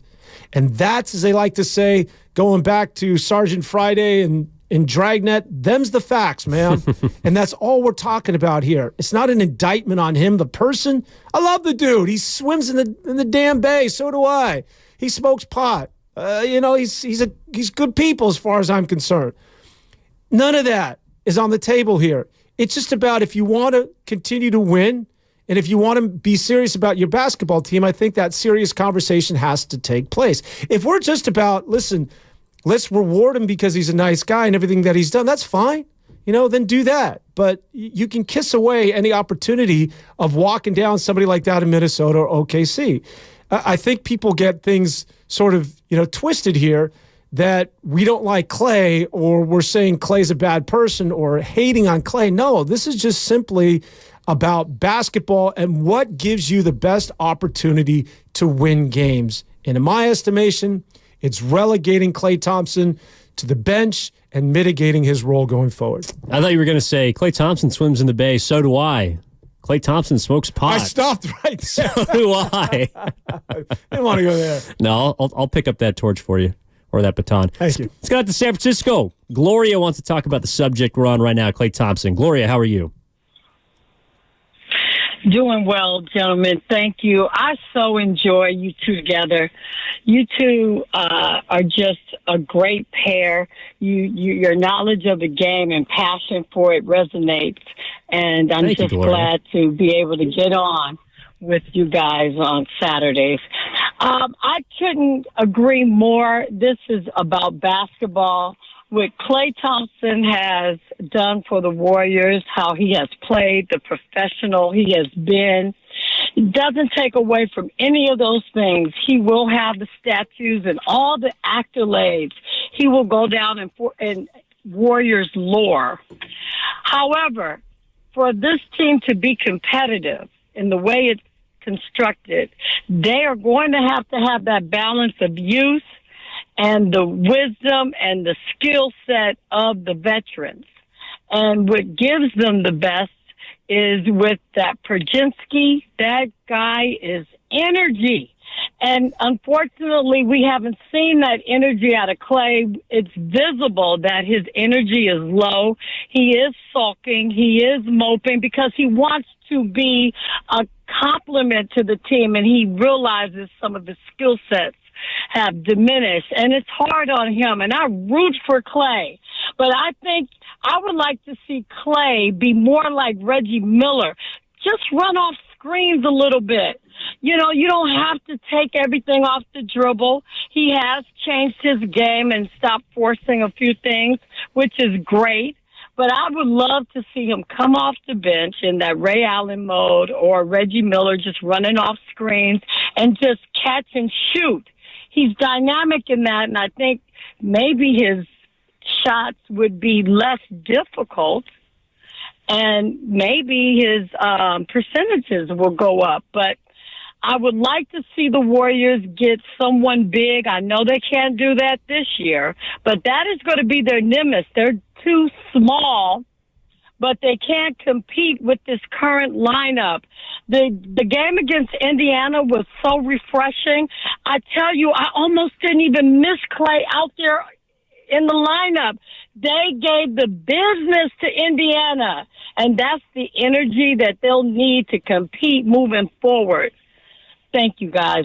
Thank you for taking my call. Thanks, Gloria. Hope you have a wonderful weekend. Thanks for the comments and the compliments. I think that, and this is really what you're talking about, Dan. I think what Gloria is getting at also, it's not about Klay. It's about someone like Podziemski, like those, or take whoever. But if someone is playing better than him, then if this is about basketball, they should be playing.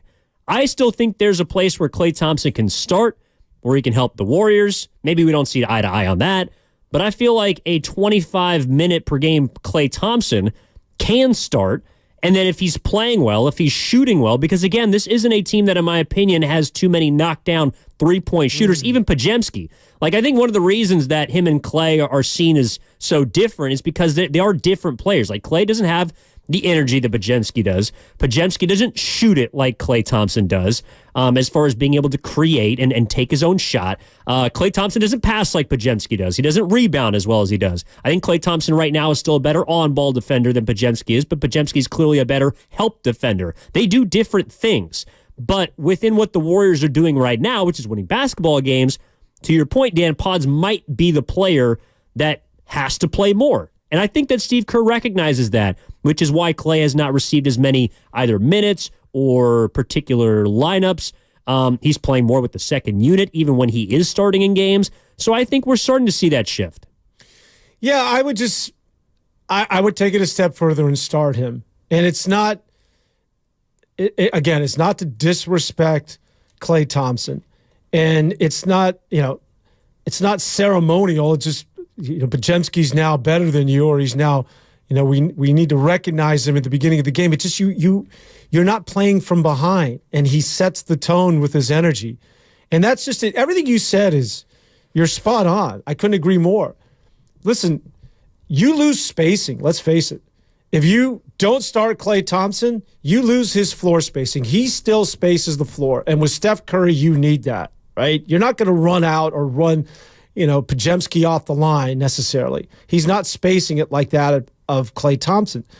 But I would throw out all of that sort of minutia and just to look at it in really simple terms of the energy level and the youthful sort of outlook, or the youthful sort of energy that he provides that now becomes so evident at the start of games, and setting sort of, the way that the game is going to be dictated right from Jump Street, with the guy who's going to crash right from the opening shot. He's going to be looking for a board, and that's Podziemski. The minute the ball's on the floor, as he showed in that game that he started against Indiana, he was getting floor burns 30 seconds into the game. He pulled the rebound and was on the floor scrapping. Like that, to me, that's what's, we talk about Draymond sets the tone just by his mere presence, just by being on the floor. You feel as though Dad's now back in the room. Dad's home. Stop playing around. Stop beating, your little brother. Well, it's the same thing with Podziemski in a different way. That Podziemski, all of a sudden, you realize that it's go time. Let's beat everybody up the floor, because this kid's playing at 110 miles an hour, and we may as well get our asses in gear as well. You lose that when you have Klay Thompson starting a game as opposed to Pod. Yeah, I mean, the one area I guess I would rebuttal is beyond the 3-point line. No doubt. That is, and he doesn't space the floor like that. No, he doesn't. And I think, yes, it's about Klay and being able to shoot, but it's also about how much that opens up things for Kuminga, for Wiggins. And when you don't have a big on the floor, there's naturally more space. Podziemski does other things, and he penetrates the paint better than Klay does. He'll scrap for loose balls. He'll have putbacks. He'll get you those plays that are unexpected. And that's why I do love Podziemski, because he's effective and impacts winning without needing the ball, without needing to be the focal point of a play. Klay Thompson, I think, still needs to be the focus of a particular play unless it breaks down and they kick it out and whatever. But Podziemski's, in 5 games this month, is 0 for 11 from 3. In January, he shot 31% from 3. Those are areas that I'm sure not going to be in the same place. He's going to improve, but that's still where Klay Thompson, to me, helps you, because you need someone that can knock down a 3, that can get hot from time to time, but I think also is now in a place where he's recognizing, I don't need to take 10 threes in a game to help us, but if I make 3 of 7, if I make 4 of 8, even if I'm against Philadelphia and I'm making 4 of 5, that's a positive Klay Thompson. And right now, unless there's someone else that I don't know about that's just sitting on the bench and apparently is going to hit 40% of their 3-pointers and also be able to give you 30 minutes a game, then Klay Thompson does demand to be a point of on this roster. And or not just on the roster, but you know what I'm saying? He needs to be in the game plan, because there's no one else outside of Curry that does that. I would agree. I just don't see him as a starter. I still think he can be effective, but in a more limited role. And listen, if Podziemski, you can have the quick hook on Podziemski. If he's not starting well and you need to space the floor, you can get, you can bring Klay Thompson into a contest. Why couldn't you have a quick hook on Klay? Well, because I think that it's happened so repeatedly and so many times that it's now over a sustained period of time where you're beginning to. It's trending where you're just starting games in a different sort of fashion, that you may as well make that, because the adjustment to me is so obvious that you're having to play from behind, and a lot of it is because you're just not good defensively. And a lot of it is just simply because you're not playing with that up-tempo, and you need to get younger. A team that has Draymond Green, Steph Curry, and Klay Thompson is just not going to be competitive a lot of times, simply because the other team may not be as talented. And maybe you can talk about spacing, all of those things that Klay does, but just simply the other team is beating you to loose balls. The other team is just simply beating you up the floor. The other team is just simply a half, if not a full step faster than you. And that just sort of at the end of the day, maybe it doesn't, you can't necessarily see it on a stat sheet, but that's oftentimes what wins and loses basketball games.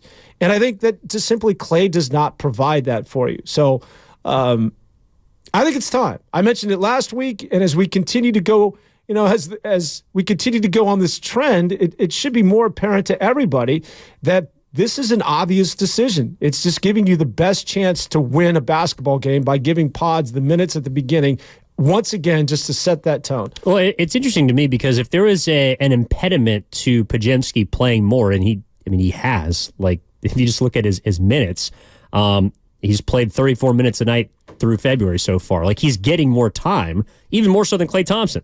But the one guy that I worry if someone like Kerr is going to be tempted to cut Podziemski's minutes or maybe balance him with Klay, whoever, would be Chris Paul.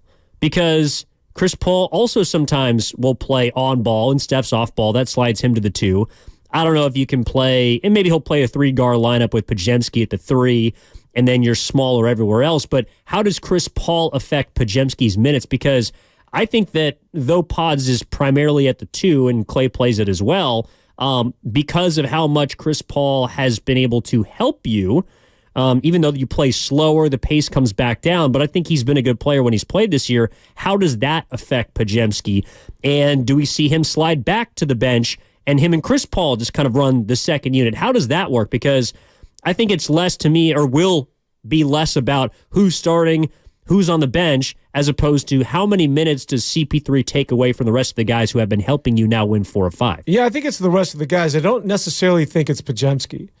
I think Steve Kerr has recognized that this guy I need to play, and I don't think his minutes are going to move. I really don't. I don't think with Chris Paul coming back to the lineup, I don't think it's going to have a direct effect on Podziemski and Podziemski having more of a limited role or having less minutes into a basketball game. I think it's going to have an effect once again on Moses Moody.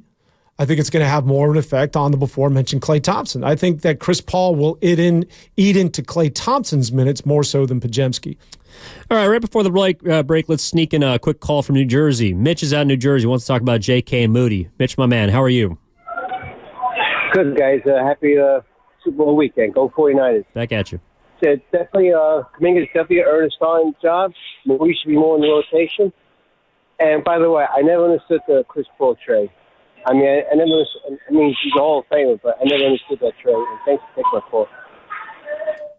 Thanks, Mitch. Appreciate that. Yeah, well, I don't know if I'd go so far as to say he's not a Hall of Famer, but yeah, I wonder how Chris Paul fits. And it's not so much about him as a player, but it's more just about how the Warriors are playing right now and how he's going to mess with the mojo or perhaps improve it. I'm not so sure. I mean, so, I think it also gets into what the Warriors could have done at the trade deadline. And I think it was a couple of callers ago, Gloria brought it up, the fact that, they don't have a whole lot of size. Do you feel like that's still something that could come back to bite them when you look at the rest of the Western Conference and you see multiple 7-footers in Minnesota? Denver's obviously got Jokic, Aaron Gordon, Michael Porter Jr., all 6'9" or above. You look at Oklahoma City, who's younger, but they got some size to them. Even the Clippers run with a traditional 5 in Zubats. So, like, how do the Warriors overcome their lack of traditional size? Is it just to lean in on the lineup that right now has produced 5 wins in 6 nights? Wiggins, Kuminga, Draymond at the 5 have been the key to this all, along with, of course, Stephen Curry's play and emergence from someone like Podziemski and the rest. The Warriors are playing good basketball, but how do they continue that? It starts tonight at 5:30 against the Phoenix Suns, and up next, I do want to talk about what I would have liked to have seen at the trade deadline. Not to say that the Warriors made the wrong move, but I think they could have found a way to improve that will help them down the line. They chose not to do so. That's what's coming up next. 1 hour left here on Warriors This Week. Evan Giddings, Dan Devone with you. Back after this on 95.7 The Game. Are you curious about who offers the best deals on top-rated Samsung, LG, and Sony TVs?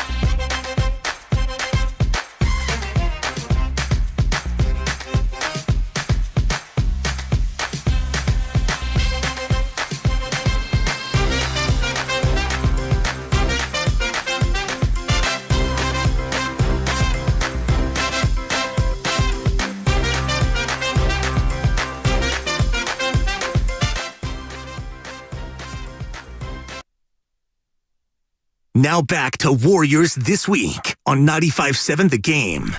All right, 60 minutes left. Evan Giddings, Dan Devone, Warriors This Week, every single Saturday, 9 to noon here on 95.7 The Game. Warriors back in action tonight against the Phoenix Suns. Warriors live an hour before the 5:30 tip.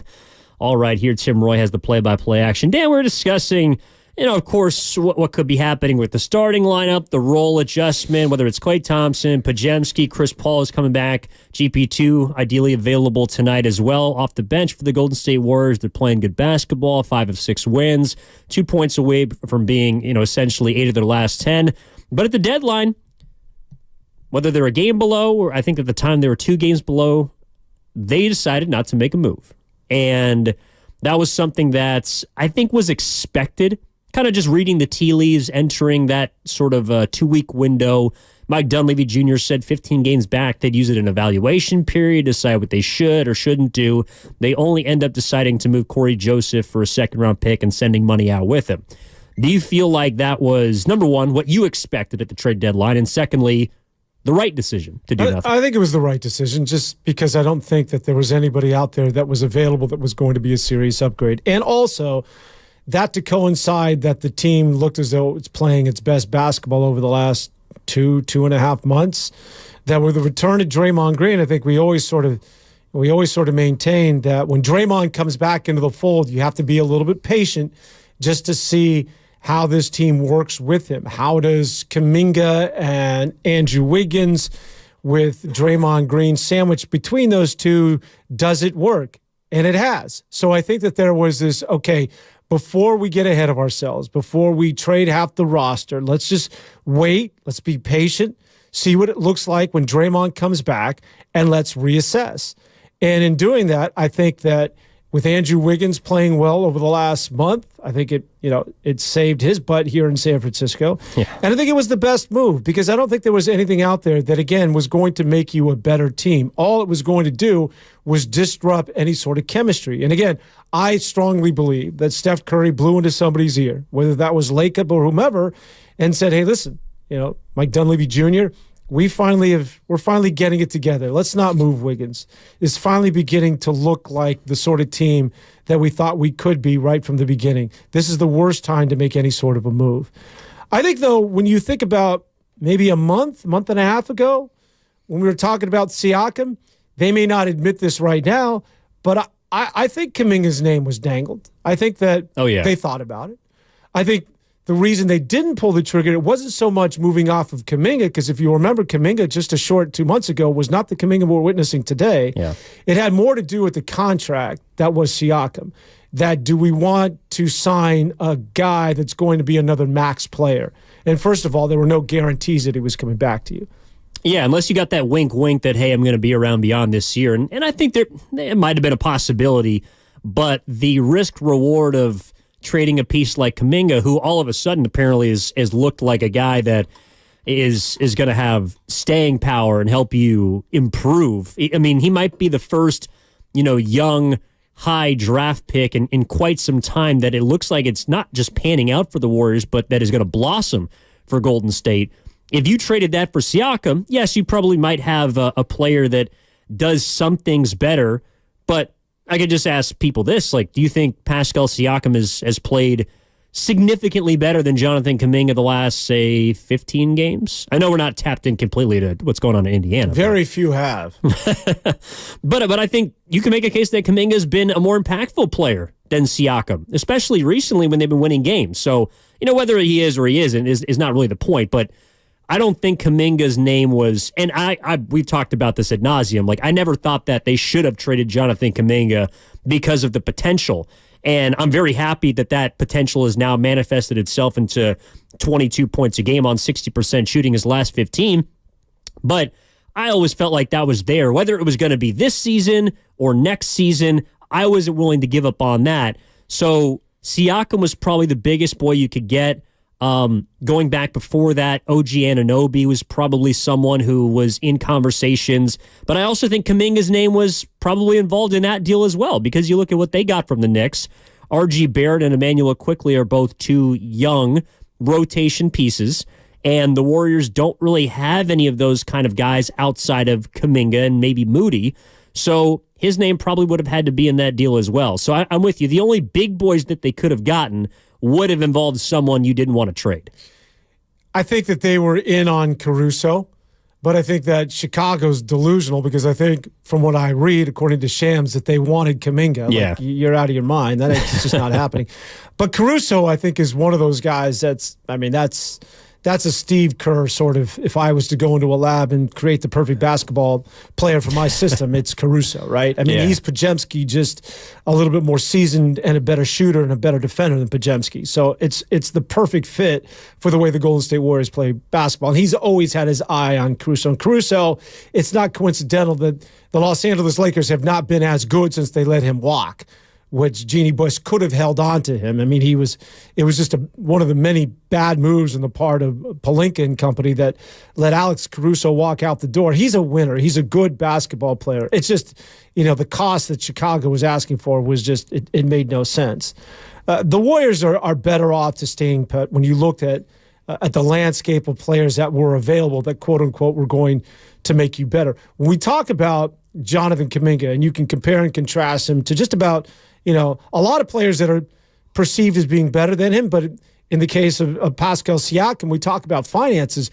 One thing we have to remember, not only is the guy playing out of his mind, and there are very few basketball players that are playing in the league right now better than that of Jonathan Kuminga. And I mean everybody, Giannis included over the last month.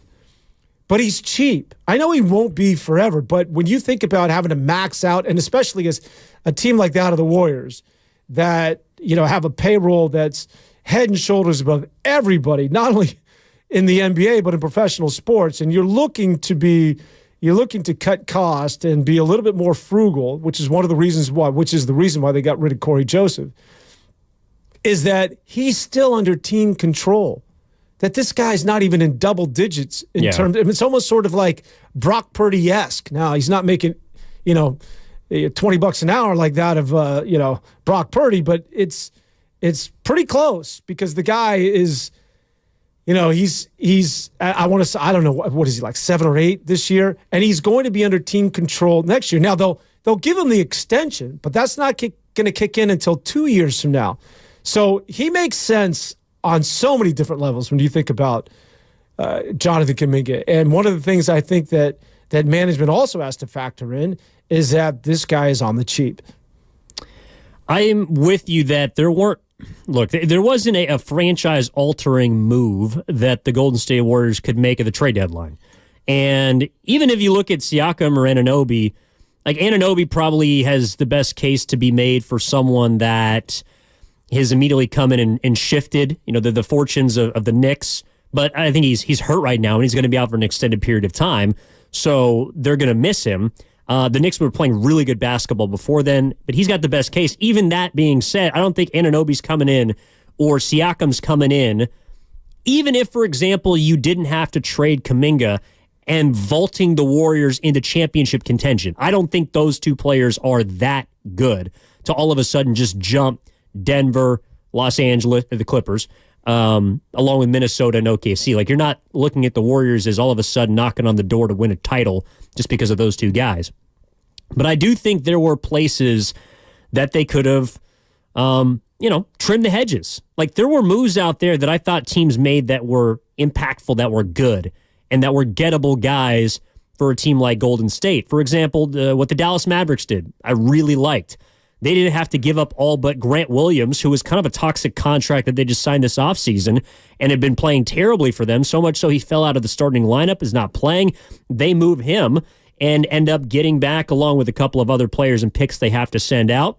They go out and get a backup big in Daniel Gafford, who quietly had been playing good basketball with the Washington Wizards. They acquire a frontline player in P.J. Washington from Charlotte, who a lot of people might not really know much about, but you don't have to give up a whole lot in order to get those two players that provide some depth to your front court and might even be able to step in and start if you have an injury. So that, for example, I thought was a solid move. The Pacers, for example, who flipped Buddy Hield out to Philadelphia.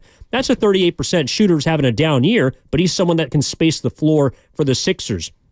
And they only had to give up a second-round pick, a couple of second-round picks, along with Marcus Morris and Korkmaz, and kind of make the salaries move around. And then Indiana goes and replaces that shooting with someone they're familiar with, and Doug McDermott.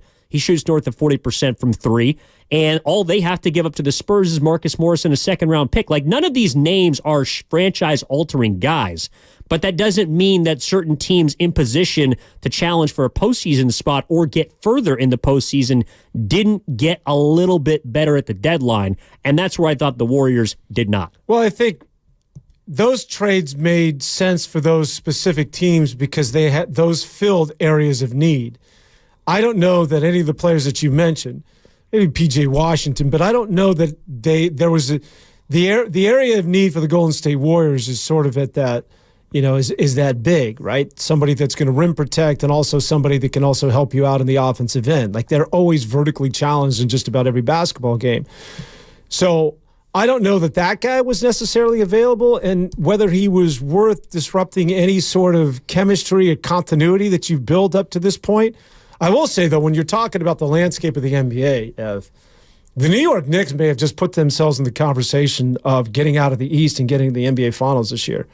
I mean, they're for real. They're now ready to challenge the Boston Celtics as far as I'm concerned. You got Bogdan.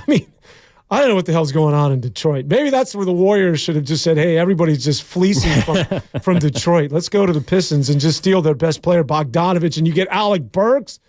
For, Quentin Grimes he's a good player, but somebody that was expendable. All those guys, Fournier. The New York Knicks now, that's a team. Bogdanovich might have been the one missing piece because I don't mean to do New York Knicks basketball, but I spent some time in New York. And you hear the buzz, Dan. I watched that team. Is he going to be in Times Square? Well, it's Jalen Brunson, right? It's sort of like the Steph scenario. It's like they needed someone also to offset and somebody that they can run plays with. And now you got Bogdanovich who could be that guy. And to go along with all those other pieces and the guy that we're all familiar with, Dante DiVincenzo, he's found a home out there. Like, they got Randall, they've got Robinson, they've got pieces that are good and they are long and they can play on both ends of the floor. So I think trade deadline, that if you're looking for areas of need, depending on who you are, and I use the Knicks as an example, they needed someone like Bogdanovich, and they went out and they got him. That's a perfect case to me of somebody that I think, at least for right now, that they think has put them over the top. So I don't think that necessarily was out there for the Warriors. I could be wrong. But in relation to Golden State, though, yes, there's not necessarily a glaring need right now, but I do think you could have added depth. Like, you can always add more shooting. Again, one of the reasons I think Klay Thompson, not to rehash that conversation, but one of the reasons why I think he still needs to be a part of this team and a piece is because who else is knocking down threes? So if you address that by going to the trade deadline and getting a Bojan Bogdanovic, who I think is shooting near 40% from three this year and is more of a modern four, even though he plays more kind of on the wing, that's someone that could have helped Golden State. And he was gettable. Again, like, the Knicks didn't give up much to go get him. He's also on the cheap in the coming years. So that's someone you can envision being around. Like, there were places I thought the Warriors could have threaded a needle to not just get better this season, but also improve for next year. A player like Kelly Olynyk. I know that might not jump out to people, but the Raptors gave up Otto Porter, a guy named Kira Lewis I hadn't heard of before, and a lightly protected first-round pick. Like, I don't think that's a whole lot to offer for someone that can help you in the immediate as well as down the line, and who's pretty inexpensive. Again, none of these guys are altering from a franchise spot, but I just thought there was a place where the Warriors could get better. Again, not address a glaring need. And honestly, none of these teams are addressing glaring needs. Like, the Mavericks didn't have to go get bigger. They got Derek Lively, who's a 19-year-old rookie who looks like he's going to be a player for them for a couple of years. They didn't have to go get bigger, but they decided to, because that's something that can help you win in the regular season, get to the postseason, and then we'll figure it out from there. I thought the Warriors right now use the trade deadline or use their recent run to say we're good, and we'll just use our injuries that are coming back and act as if those are kind of the trades or upgrades that we're getting, where I felt like there was a few relatively cheap options that they could use to improve.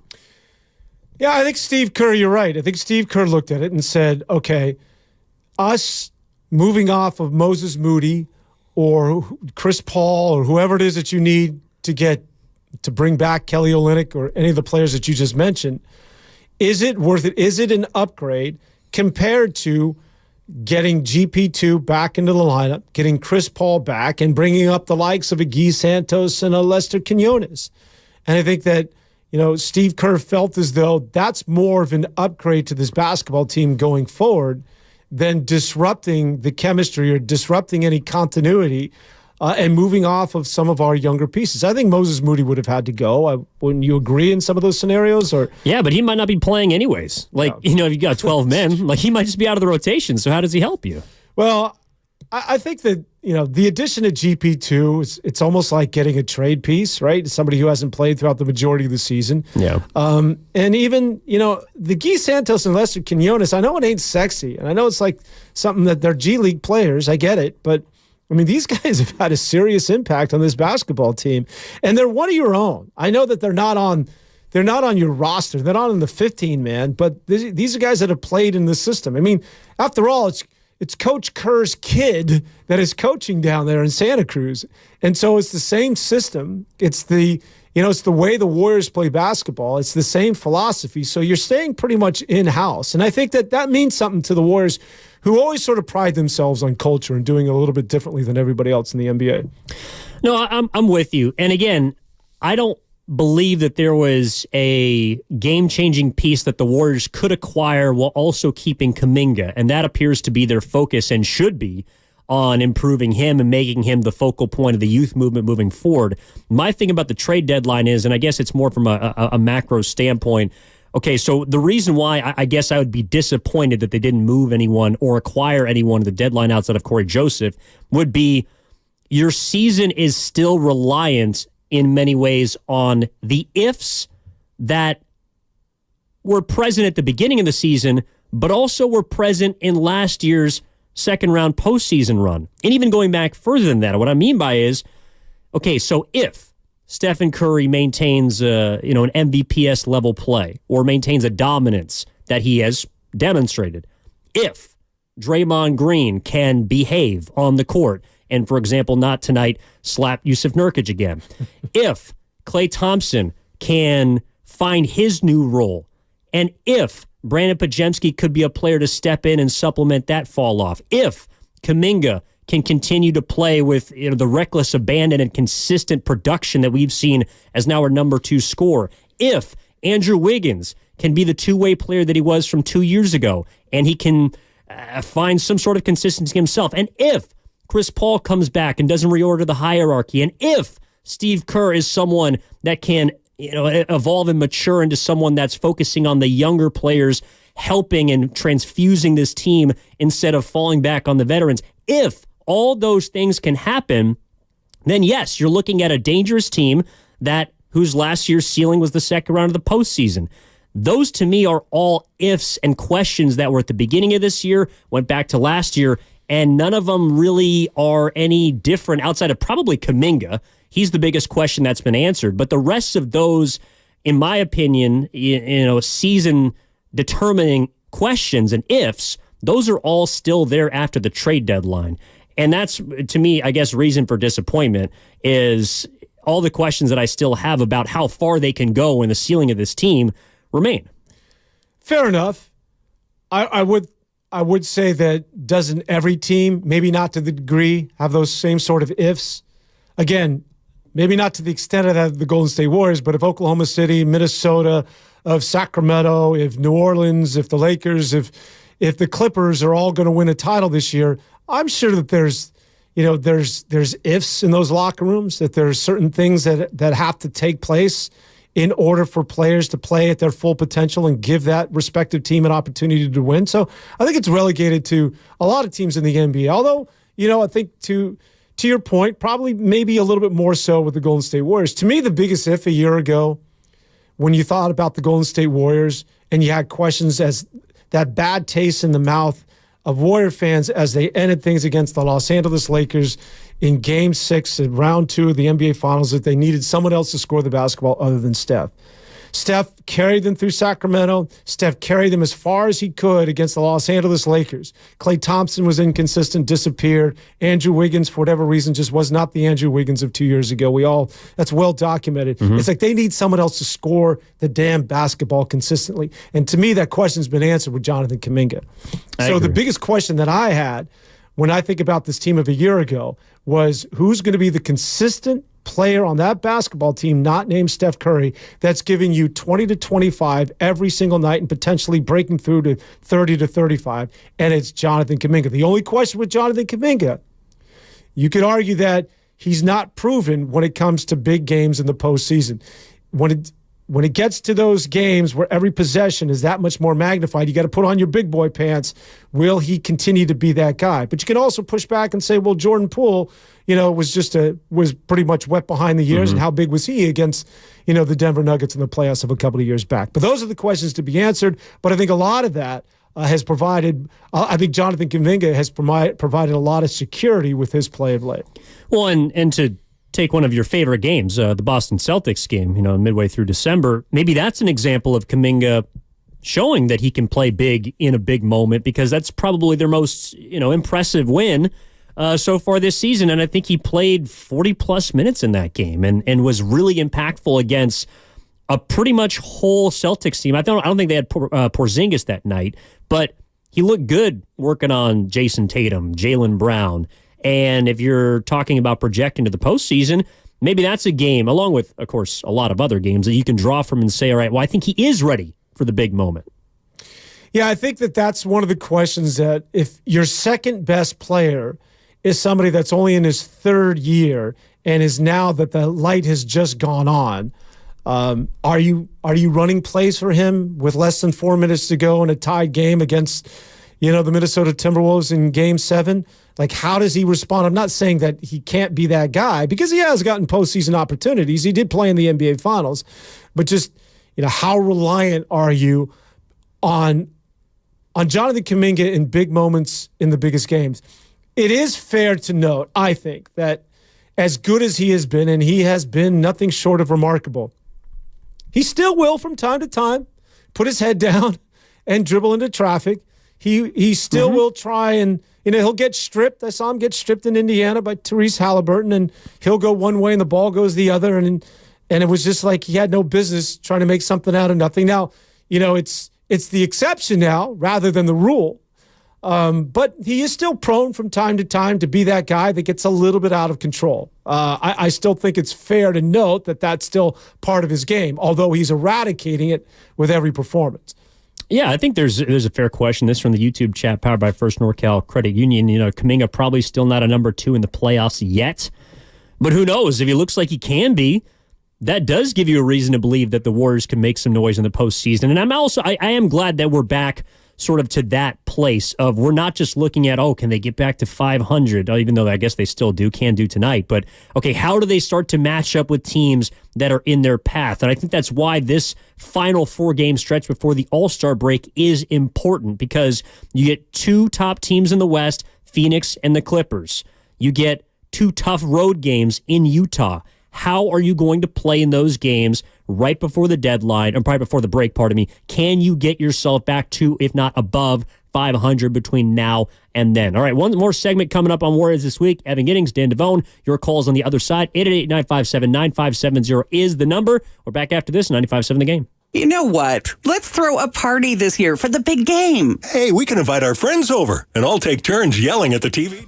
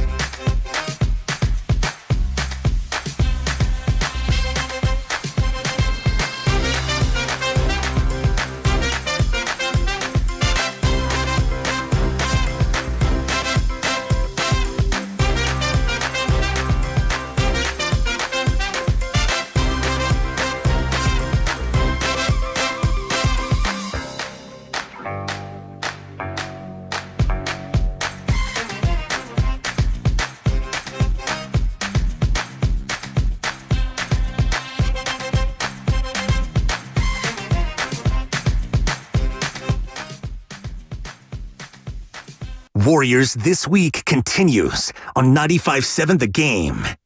All right, one segment left and a half hour up until noon. As always, here on Warriors This Week, 9 to noon. Evan Giddings, Dan Devone, 95.7 The Game. Big thanks to everyone who's chimed into the conversation today, getting through a litany of issues and conversations with the Warriors going 3-4 this week. But Dan, focusing on the game tonight, I do think this is one of those games that I know it's just one of 82, and it's a regular season affair. They're coming home after a 5-game roadie. They took 4 of them. But if the Warriors are a team that is playing as good as we think they are, I'm not saying they need to beat Phoenix to prove that. But this is kind of like a measuring stick game based on where the Warriors are at, but also how well the Phoenix Suns are playing, having won 7 of 10. Yeah, I'm saying they need to win it. They need to win it. Yeah, they need to win it. Because we've had these benchmark games before. It's not getting late into the season. Need is like, using the word need this early, it's still early. You don't need it. But if they're really going to be the team that we think that has finally put it together, Draymond's been back for a while now, and you got a new front line, and you know what Steph's doing, and Podziemski and all the kids, and it looks different. It looks different. Well, we've had a lot of these measuring sticks, and they failed. And then we either make excuses or we take a step back. And then this song and dance has continued for months now. And I think everybody's gotten to the point, and I don't mean to speak for everybody out there in Dub Nation, where it's like, okay, let's just break through. All right, enough of the tease, enough of this little two-step. Win the game. Beat Phoenix. Take maybe you don't beat the Clippers, but then sweep Utah. Like, let's make this thing for real. Like, let's go on this run that you're capable of doing. Enough talk, enough conjecture, enough speculating about the Golden State Warriors. Just go out and beat Phoenix and beat them handedly. So it really solidifies everything that we've discussed. That this no longer becomes some of the questions that you proposed in the last segment, all these ifs, but rather than, okay, this is who you are, and we're now believers. And I think it starts tonight. You think the Warriors should be favored in this game? What's the line? Warriors -1.5. Wow. I'm okay with it. It's a little risky. I wouldn't play it. Look, I'm not going to sit up here. So I'll be doing pre and post tonight. Warriors Live, Warriors Wrap Up, and hope you tune in, by the way, hour before the 5:30 tip. But if the Warriors lose tonight, I'm not going to sit up there and say, oh, well, good job, and this and that. But again, I don't think they need to prove that the last 5 or 6 games, even the last 8 games, I guess you could say, are real. Like, they've been in this position before. But if they lose to I think a really good Phoenix team and a team that's playing particularly well, like I just read this stat that in the last 10, they're shooting 56% from the floor.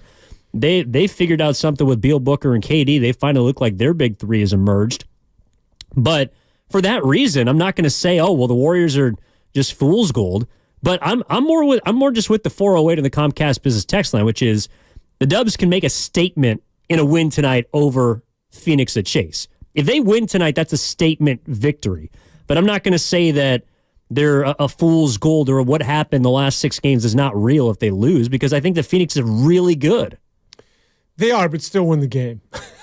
I still think there's this, it's time to string together some wins, and it's time to play winning basketball. And yes, Phoenix is good. There's a lot of good teams in the West. But if the Warriors are one of those good teams, right, they're not talking about being somebody that's, maybe next year will be as good as Phoenix, or we played Phoenix, we played them well, so that's something to build on. No, it's about beating the teams that are in front of you, simply put.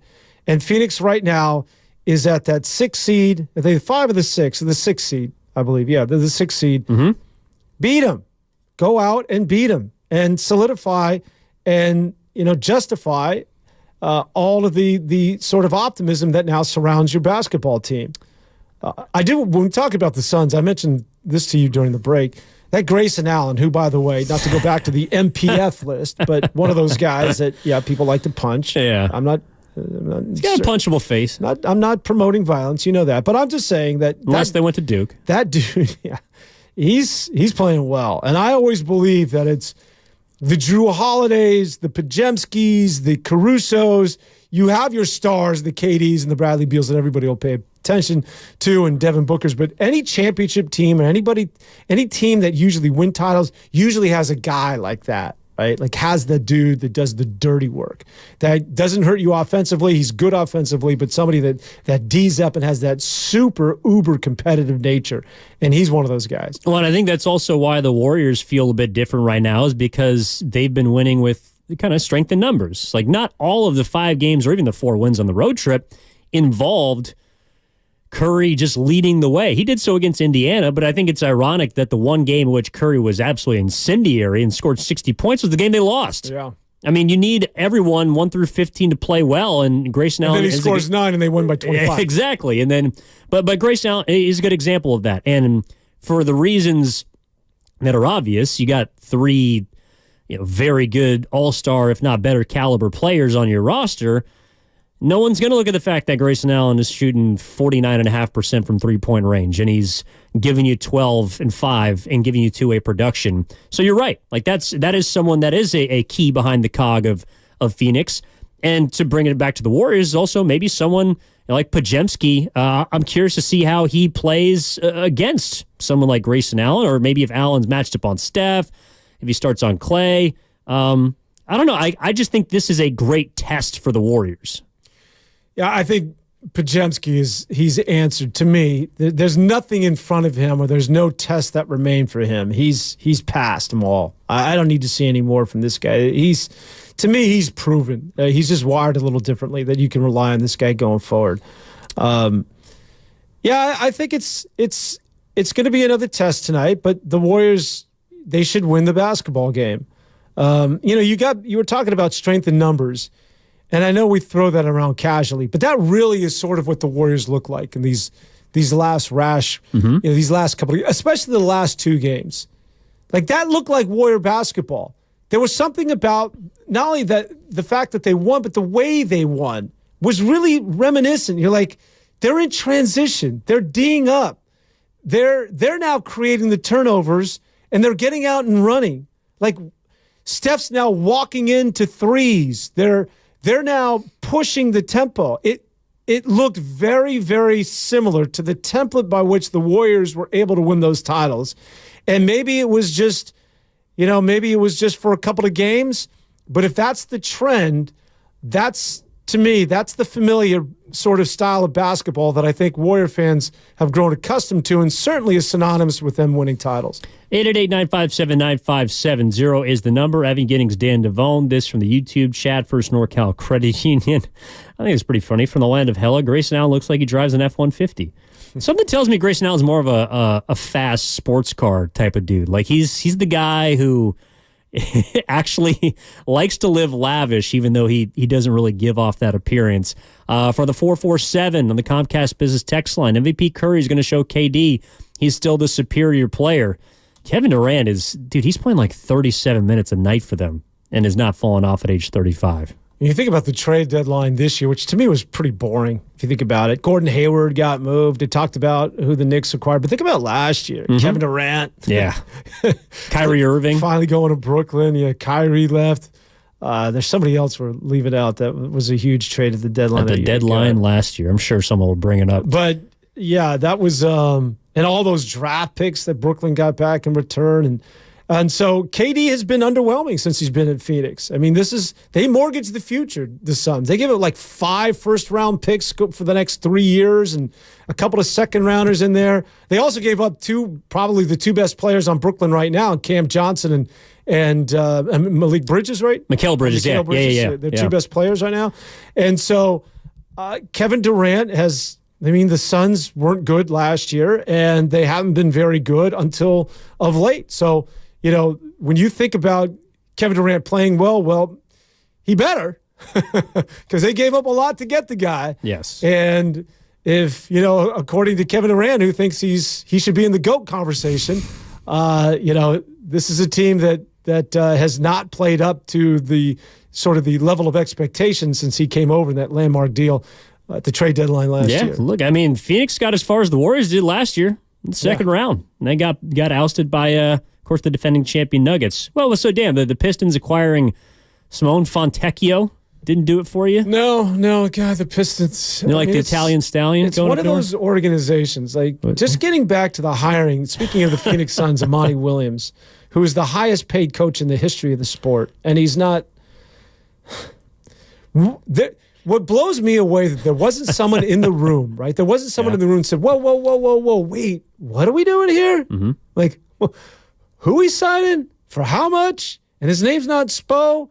His name's not Kerr. His name's not Popovich. Like, why are we giving this? Like that. That's what should scare every Detroit Piston fan. And the deals and the trades have been sort of it's clearly, they remind me of like the Cleveland Browns of like 5 years ago. Just occasionally there are these organizations where you just look at and you're like, wow, that's a place that I'm glad I don't live and have to cheer for. Yeah, I mean, look, they got 4 wins in their last 10. That's as many as they had through their first 37 games. So they're trending up. No, I'm just kidding. Let's get out to Mark and Millbrae. Bring Mark and Millbrae on with Evan and Dan here on Warriors This Week. Mark, my man, how are you? What's up, guys? Yeah, really thrilled about this last road trip. I can't remember the last time the Warriors were that good on a road trip, especially on defensive end. Curry playing out of his mind. We're used to his greatness, but Kuminga, I'm glad they're keeping him, and finally Kerr's realizing this kid is probably going to be your second best player going forward.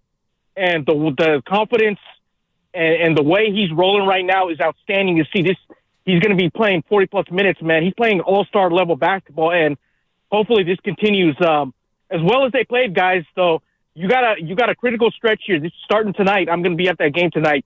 A really excellent Phoenix team, and as you guys mentioned, Durant's playing out of his mind right now. Obviously, you got another stud in Booker and Beal as well. Mm-hmm. They got probably the best big trio, but Phoenix is rolling right now. Huge stretch. I want to see the Warriors get back to dominating at home. We've seen it. Obviously, they've beaten teams like Boston, a couple other elite teams.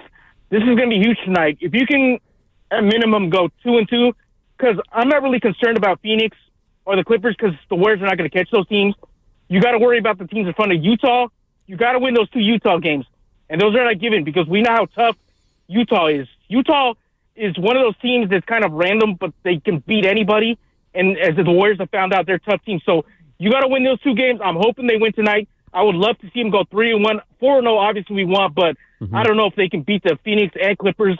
Minimum go 2-2. If you can get that, and then going out of the All-Star break, you got a home stand there. I'm going to feel really good about the team, guys, and they really can catch probably that 7-8 seed. I don't know if they can get the 6 seed because they're probably, 6 games behind right now with 30 games left, unless they go on some godforsaken run and somebody falls off. Maybe the Kings, we'll see, because they haven't been as good as last year. I think they're going to be sitting pretty, guys, but tonight's going to be huge. And we know with Durant back in town, Curry, Clay, and Draymond and Kuminga, they're going to want to go off. So it's going to be rocking at Chase Center. If they win tonight, guys, look out, because we know the Clippers, their Clippers give them as much trouble as anybody else. So we'll worry about tonight, though, guys. They get tonight. I'm going to be feeling good about this team and heading to the All-Star break. If you can go 3-1, look out. Thanks for the time, fellas. Thanks for the call, Mark. Really good stuff. I think that's the goal. I mean, 3-1 is the goal. To me, you got to go 2-2. And so maybe that's why I guess I'm not looking at this game as, you got to go out and win or must win. But obviously, if you lose, then you pretty much need to take both games in Utah and then give yourself a chance against the Clippers because you got 4 games in the next 6 days. And whether that is against good teams, against bad teams, that's going to be a lot of minutes for a lot of old players. What do you think about Kuminga? He mentioned Kuminga and his emergence, and it's something we certainly have talked about. What do you think about Kuminga, them running plays through Kuminga?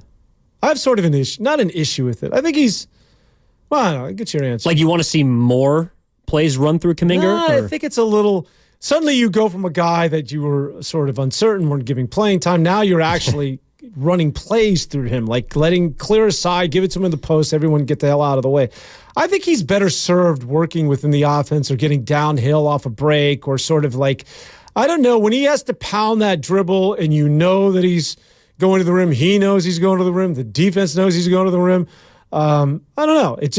I don't think he's completely mastered that part of his overall game at this point. Well, I don't think, number one, I think you're right. Number two, I don't think that they run the offense through him when Steph is on the floor.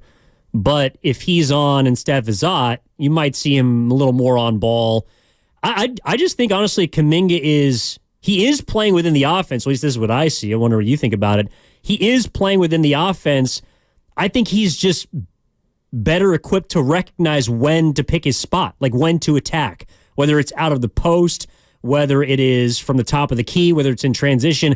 I just think Kuminga has a better overall feel for when it's his time to put the ball on the floor and attack the 10, or maybe when to not settle for a three-point shot or take the pull-up J.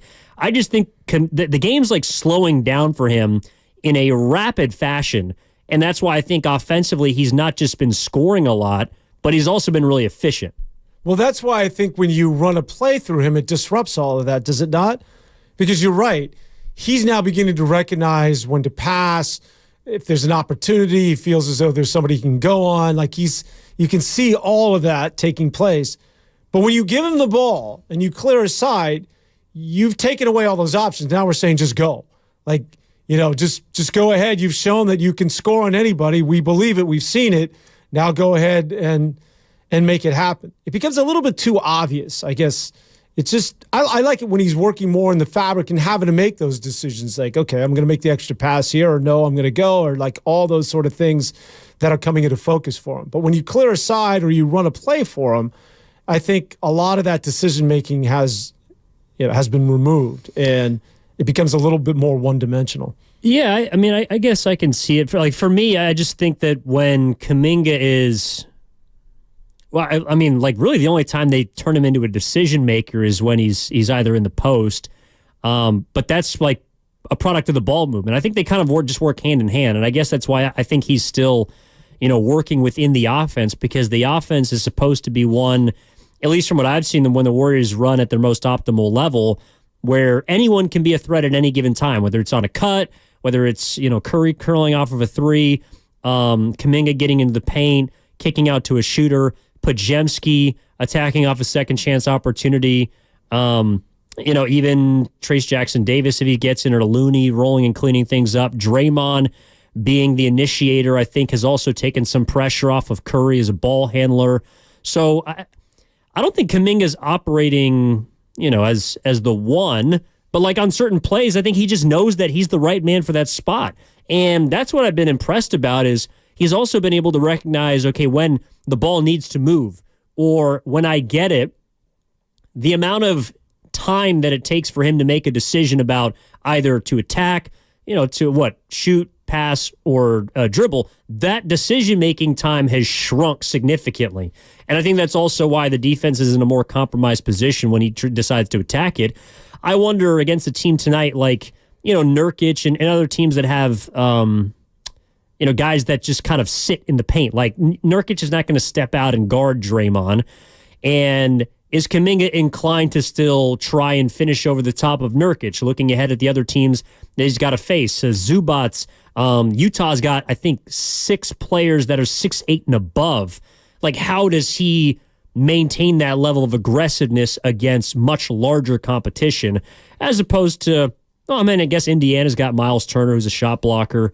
The Sixers didn't have Embiid, but when he was on the floor at home, he still did. I don't know. Like, I just think Kuminga's really emerged as someone that thinks the game out more than is just reacting to it right now. Yeah, I guess my point is that when Steph's off the floor, and you can clearly see during a timeout where Kerr's like, okay, you need somebody who's going to give us offense, right? And so if it's Dario Saric and you're looking around the room and it's Moses Moody and it's Podziemski and it's Quinones or it's Guy Santos, you're like, all right, who can I rely on that's going to give me consistent offense? Well, it's Kuminga. So let's run a play through Kuminga. And Kuminga knows that he's got to supply offense. Like, when it becomes that obvious, I just feel as though it's not that he's not as effective. It's just like you lose a little bit there. One guy we forgot about, speaking of the trade deadline a year ago, was GP2 came to the Golden State Warriors for that James Wiseman deal. So I'm just curious what the over and under is that he makes it to the finish line without another injury. Well, that's the thing. I guess I left him out of the ifs. If Gary Payton II can stay on the floor, because I think he elevates their defense, and I think he's another guy, another high energy player that doesn't need the ball to help you be successful when he's on the floor, even if he's not the greatest shooter. So I think him and Podziemski are kind of, like, I look at them as similar. Podziemski might not be as good of a defender, but he's probably a better guy on offense, moves the ball more. But GP2, they do similar things. And so I also wonder if we're going to see them play together or if it's going to be one or the other. Yeah, the good thing about GP2, if you lose him this year, you feel as well. You already lost him, but if you lose him again, because you become so accustomed to playing without GP2 that now that you have this depth, that it stings, but it's not as painful as, say, a year ago, or when he first started going out with injuries like 2 years ago. You're like, oh man, without GP2, he was just playing so well. Now it's like, okay, well, kind of had a feeling you were going to go down, and now we have so many guys that can step up, and almost too many guys that it's you lessen the blow because of the emergence of all of these young players, namely the Quinones and the Guy Santos, and the list goes on, that you don't become as reliant on GP2 as you once were. No, that's true. And I think, again, all of this is kind of come to the forefront in Draymond Green's return, right? Because if you're looking at what he can do offensively, well, it's initiate for people, and defensively he raises the level. And he's also been able to glue Wiggins and Kuminga, which has been extremely impressive. Before Draymond came back, they were minus 106, Kuminga and Wiggins. Since his return, they're a plus 74 in 160 minutes. So, when Draymond's playing well, I think he still is the Warriors' second best player. I think Kuminga is probably their second best offensive player, all behind Curry.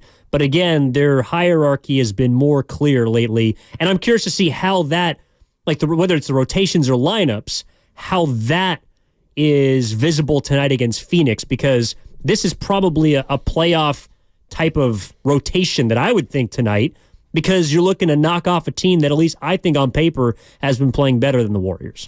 And again, I think it all gets back down to maintaining the same sort of energy that you had against Indiana, that you had against Philadelphia. And how do you get energized, and how do you play like that? Well, it's using those young legs and making sure that there are significant roles for Quinones, Guy Santos, Podziemski, Moses Moody, Jonathan Kuminga, Andrew Wiggins. All your younger players have got to help set the tone to go along with your best players, that being Steph, Draymond, and Clay. Yep. And so that's gonna do it for us here on Warriors This Week. Thanks. It's that hangover's like you're going on day 3 here. You all right? No, sorry, Ken was in my ear. Our new guy Ken on the board, and we very much appreciate him, along with Mark Grandy, along with yourself, Dan Devone, including all of our callers, everyone who's chimed into the Comcast Business text line, who's texted us on the YouTube and Twitch chat, powered by First NorCal Credit Union. Big thank you to you joining us here today on Warriors This Week. We'll be back next week, same time on Saturday, 9 a.m. to 12. Reminder to tune in at 4:30 for Warriors Live, right before the 5:30 tip-off later this evening against the Phoenix Suns. A potential statement game for the Warriors is on the horizon. And then, of course, they got their 4 games next week before the All-Star break. But we will talk to you 7 days from now. For Dan Devone, my name is Evan Giddings, saying so long, and thank you again for joining us. Let Jimmy Jacket on Warriors This Week. Go 49ers. We'll talk to you in a week. Hey, it's Willard and Dibbs for Safeway, and Safeway is the